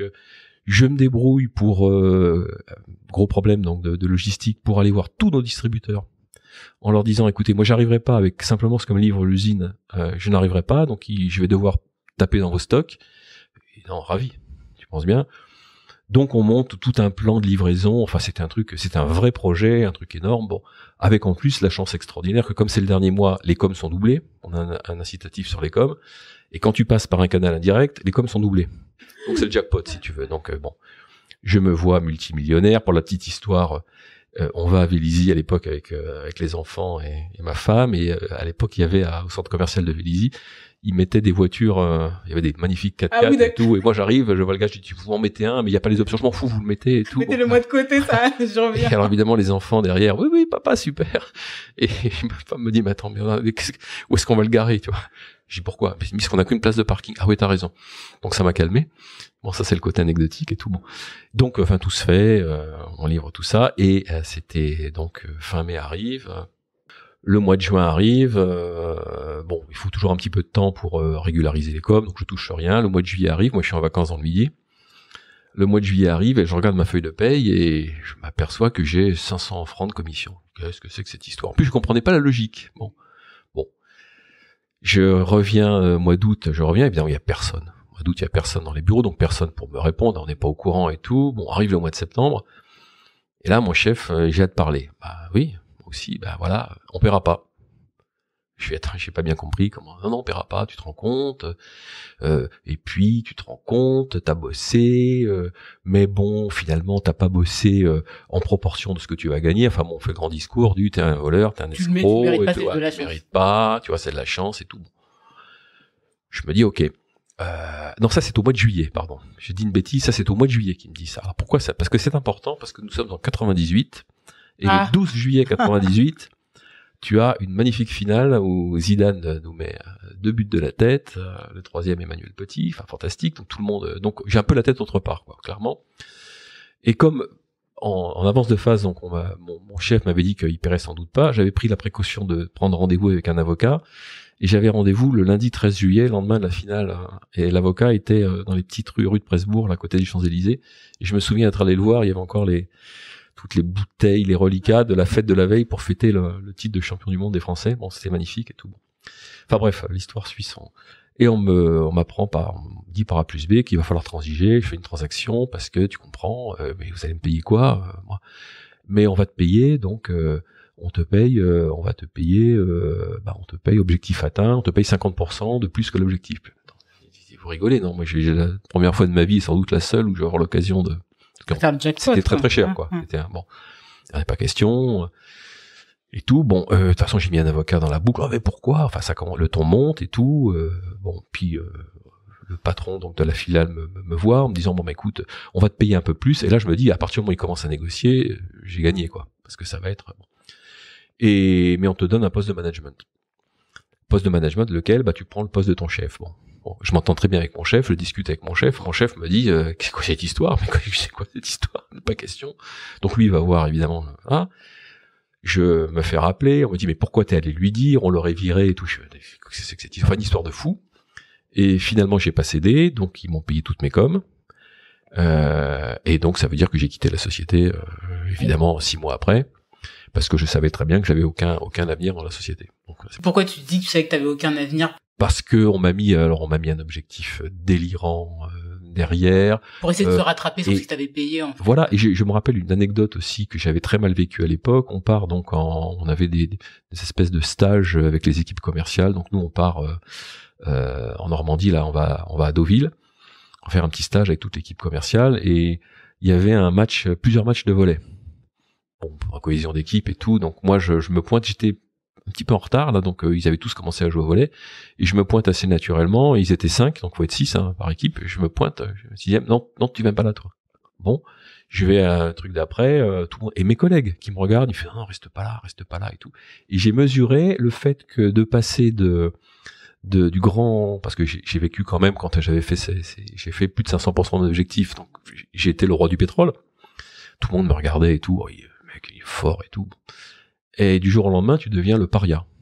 Parce que non, parce que si tu veux, tout le monde sait que tu es dans le nez de la hiérarchie, et que donc on veut pas que le mouton noir il soit dans le même truc que toi, quoi, tu vois. Donc et ça m'avait démonté, parce qu'en dehors je les compte sur les doigts d'une main les gens qui sont restés, qui ont continué à me voir, qui sont restés de mon côté. Mais le nombre de collègues commerciaux ou de technico-commerciaux qui voulaient plus faire de présentation avec moi, on veut pas avec lui, c'est à ce niveau-là. Et ça, je l'ai extraordinairement mal vécu. Parce que c'est quelque chose, tu te dis, mais moi, j'ai prévenu avant. Tout le monde applaudissait, c'est fantastique. Ils ont fait leurs chiffres, ils ont tous fait leurs chiffres. Donc ils ont tous eu les félicitations et tout. Bon. Le deal, il avait été cité dans les présentations quand il y avait la grande réunion mondiale. Il avait été cité dans les présentations en disant c'est le plus gros deal, machin et tout. Voilà, bon. J'étais tout content, j'avais fait le pitch. Et du jour au lendemain, tu passes, t'es plus bas que terre. Donc, le commercial qui explose son objectif, c'est un problème. Un problème parce que c'est beaucoup de commissions, c'est un problème parce que le chef au-dessus, il s'est fait tirer les oreilles parce qu'on lui a dit, attends, comment t'as pu mettre un objectif? Le gars, il est sur Wanadu, Internet, ça explose, et il a que ça à faire. Mais t'as fait ton objectif comme un âne. Mais tu vois, ce que je trouve révoltant, c'est que c'est du gagnant-gagnant pour l'entreprise. Parce que certes, toi, tu vas faire une grosse commission, mais eux, en fait, ils sont 2 fois plus gagnants. Enfin. Mais évidemment, mais c'était un truc.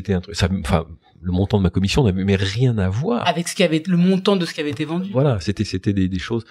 Mais ça m'a appris, si tu veux, que l'âme humaine est ce qu'elle est, que tu as beaucoup de gens, les arguments qu'on m'a opposés, c'est tu te rends compte que tu vas gagner 2 fois plus, alors même pas que ton chef, que tu vas gagner beaucoup plus que le patron Europe. Donc il y avait mon chef, il y avait le patron commercial, il y avait le patron France, il y avait le patron Europe. Mais ça on le sait, les top performers dans les équipes commerciales sont les plus gros salaires. Évidemment. Alors ça, assez paradoxalement, j'ai eu ce souci, moi, alors sur beaucoup moins, parce que fort de ça, quand j'ai été, moi, patron commercial, en train de faire des plans commerciaux, la première chose que j'ai fait, c'est un capping. En disant, ok, vous signez un plan de rémunération, mais de toute façon, vous ne gagnerez jamais plus de 3 fois votre on-target earning. C'est-à-dire que tu avais tu peux quand même tripler ton variable. Une numération de 100, tu gagneras jamais plus de 300. Bon, c'était... Encore une fois, on était sur des chiffres assez importants, donc c'était quelque chose qui était tout à fait négociable et tout à fait signable. Et je me rappelle, moi, une époque où j'avais une commerciale qui avait fait 120% de son chiffre, donc avec un système d'accélérateur, les commissions étaient de quelques, je crois, dizaines de milliers d'euros, c'était quand même des trucs importants. On était dans une start-up, et moi je me suis dit, mais il va falloir que j'annonce ça à mon PDG et tout. Et il m'a accueilli et il m'a dit, mais écoute, il y a aucun problème, de toute façon on a gagné beaucoup plus que ça, moi je suis ravi que les commerciaux s'explosent, c'est tant mieux, bon. Et il m'a dit, il y a un capping quand même. Faut quand même pas que... J'ai dit, oui, t'inquiète pas, il y a un capping, mais bon... Mais tu sais, c'est assez drôle parce que moi je pense que ce sujet du variable, des commissions, de donner la possibilité aux commerciaux de pouvoir exploser leurs variables et trouver ça très bien, j'ai l'impression que c'est aussi, alors certes, lié à un sujet financier pour les entreprises, mais également de valeur personnelle des boss. Moi, je sais que je me suis toujours dit, ça m'est arrivé une seule fois dans ma vie, mais que je ne rebosserai plus pour des organisations ou des boss qui n'ont pas eu à vendre et qui n'ont pas cette âme commerciale et ces valeurs-là. Jamais je pourrais me mettre en face d'un client ou d'un boss qui me dirait, au bout d'un moment, faut en avoir assez, pourquoi toujours avoir plus, etc. C'est des choses que je ne peux pas entendre. Moi non plus. On est en phase là-dessus. Voilà. Est-ce que toi, c'est quelque chose aussi que tu as observé, que c'est quelque chose de très personnel au final, en dehors, tu sais, des contraintes financières des boîtes? Alors, Oui, j'ai vu cette attitude qui était de penser que de toute façon les commerciaux avaient un travail qui était fondamentalement facile et fondamentalement surrémunéré. Ça, moi, je l'ai entendu. Alors évidemment, de la part de personnes d'équipe qui n'étaient pas liées à la vente. Ça, c'est un classique. Hein. Ça, c'est un classique. Notamment je me rappelle quand j'étais en CODIR, en comité de direction, où côté R&D, ils comprenaient absolument pas que les commerciaux puissent avoir des rémunérations, les rémunérations qu'ils avaient. Bon, mais c'était acquis. Il y avait pas de chose. On savait que c'était comme ça. J'ai eu également de la part de managers, alors N+2, j'en ai un dans la tête là notamment, j'ai eu notamment ce genre d'attitude et ce genre de réaction par rapport à des coms qui étaient payés. Disons que le commercial qui faisait plus que son objectif, et encore une fois, quand je dis plus que son objectif, on parle pas de 200% de son chiffre, on parle de 120, 130% de son chiffre. Bon, quelque part c'était suspect. Soit il s'était arrangé avec son chef, l'objectif avait été volontairement sous-évalué. Enfin, il y avait toujours. Et j'étais d'autant plus étonné que dans des grandes structures, c'est pas son argent, quoi. C'est pas l'argent, ça vient pas. C'est pas pris sur le portefeuille du. Bon, mais tu comprenais pas. Bon. Aussi, question aussi assez classique. Dans les grandes entreprises, dans les grandes structures, j'en avais pas mal discuté moi avec les gens de la RH qui nous avaient dit, tu sais, de toute façon, on a des grilles, c'est-à-dire que toutes les rémunérations des commerciaux, on les compile depuis des années et on sait que en moyenne, on va avoir un taux d'atteinte des objectifs de l'ordre, alors c'est jamais au-dessus de 100%, c'est pour ça que ça m'avait donné, mais on aura sur l'ensemble des commerciaux un taux d'atteinte des objectifs de l'ordre de 80%. À peu près 80, 90%, voilà. Bon. Donc, avant le cloud, hein, parce que le cloud, ça a été une révolution. Hein. Mais on aura ce taux d'atteinte des objectifs. Donc, grosso modo, la masse salariale, elle est calculée en fonction de ça. Donc, on peut avoir des épiphénomènes. Un moment avec un type qui va s'éclater, mais l'un dans l'autre, ça sera lissé avec le temps. Complètement lissé, quoi. Alors, évidemment, c'est un raisonnement que tu peux avoir quand tu as beaucoup. C'est du quand la data mining, ouais. quand tu as la data, et quand tu as surtout des matières, quand tu as de grosses sociétés. Quand tu es dans des startups qui démarrent, t'as pas de recul. Donc là, c'est différent. Mais je pense que la partie rémunération, ça, je te jure, on pourrait faire, je pense, un épisode dessus. T'as juste dit quelque chose et j'aimerais bien revenir dessus. Les gens qui ont cette pensée-là, qui disent que les commerciaux sont surpayés, pensent souvent que le job de commercial, c'est un job qui est facile. Moi, j'aimerais bien que tu nous rappelles aussi en quoi le job de commercial, c'est un job qui est dur.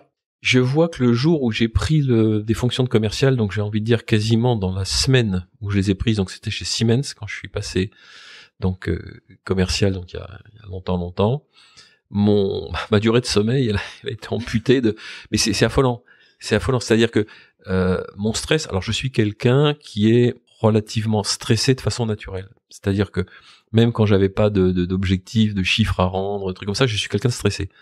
Je ne parais pas quand on me voit, on se dit mais il est quelqu'un qui a l'air bonhomme, qui a l'air sympa, gentil et tout. Je suis quelqu'un de profondément stressé, comme tous les gens qui sont stressés. Mais quand je suis passé commercial, disons que je n'avais plus en face de moi, j'étais en face du client et en face de mon management. C'est-à-dire que je n'avais pas quelque part une barrière supplémentaire que j'avais en tant que technico-commercial. En tant que technico-commercial, il y avait beaucoup de travail. Mais bon, je faisais mon travail. De toute façon, si on signait pas le deal, sauf erreur énorme, mais ça arrive jamais, c'était pas de ma faute. Donc quelque part, ça enlève quand même une grosse partie de stress. Quand t'es commercial, t'as un chiffre à faire, tu dois faire ton chiffre. Bon, on te dit voilà, il faut que vous fassiez votre chiffre, débrouillez-vous, vous allez être commercial sur un compte pendant quelques années, débrouillez-vous pour assurer le fait que ce chiffre, vous pourrez le refaire l'an prochain. Donc bon, donc voilà, donc ça c'est, donc le niveau de stress, il est absolument énorme. Et c'est ce que j'ai mesuré notamment dans des startups où tu te rends compte que tu es au niveau commercial, tu es un peu le chef d'orchestre, c'est-à-dire que tu dois non seulement être sûr que tout se passe bien avec ton client, mais, et c'est souvent beaucoup plus dur, être sûr que tout se passe bien en interne, parce que tu ne vends pas seul. Cette compréhension du fait que tu vas être celui qui en fait est le pivot, Alors, je veux pas donner trop d'importance, parce que tous les rôles dans une société ont de l'importance. Je veux dire, tu peux pas fonctionner sans marketing. Oui, mais t'es très exposé Voilà. quand t'es commercial. Tu peux pas fonctionner sans R&D, ainsi de suite. Mais quand tu es commercial, tu es le pivot, c'est-à-dire que tu dois faire en sorte que tu récupères les informations du marketing quand il faut. À un moment, ton client va te dire bon ça va, mais par contre, il y a une clause c'est au niveau légal qui me plaît pas, donc tu vas devoir toi aller voir le légal. Et je peux te garantir que, notamment dans des sociétés comme SAP, quand tu arrives en fin de quarter, aller voir les gens du légal qui passent des nuits. Les 15 jours qui précèdent la clôture du quarter, ils passent des nuits parce que tout le monde leur amène tous les contrats à signer pour la fin du trimestre. Donc ils font un boulot d'enfer.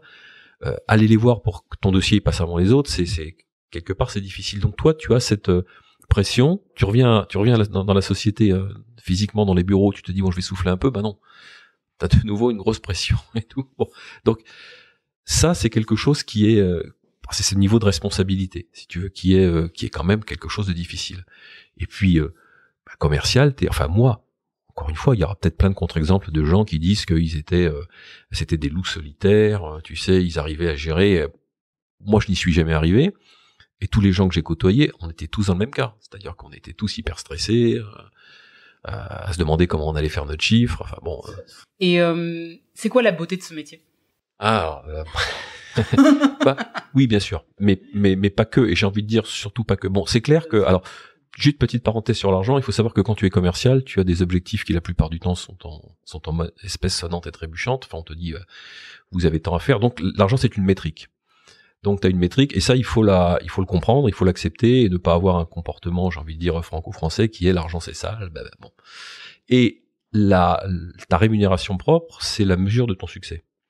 Donc, il faut plutôt le prendre comme étant j'ai très bien gagné ma vie parce que ça a bien marché. Alors, ça a bien marché parce que t'as eu de la chance, ça c'est indéniable, parce que t'es pas complètement idiot, parce que t'as pu travailler et tout. Bon, ça c'est une chose qui est importante.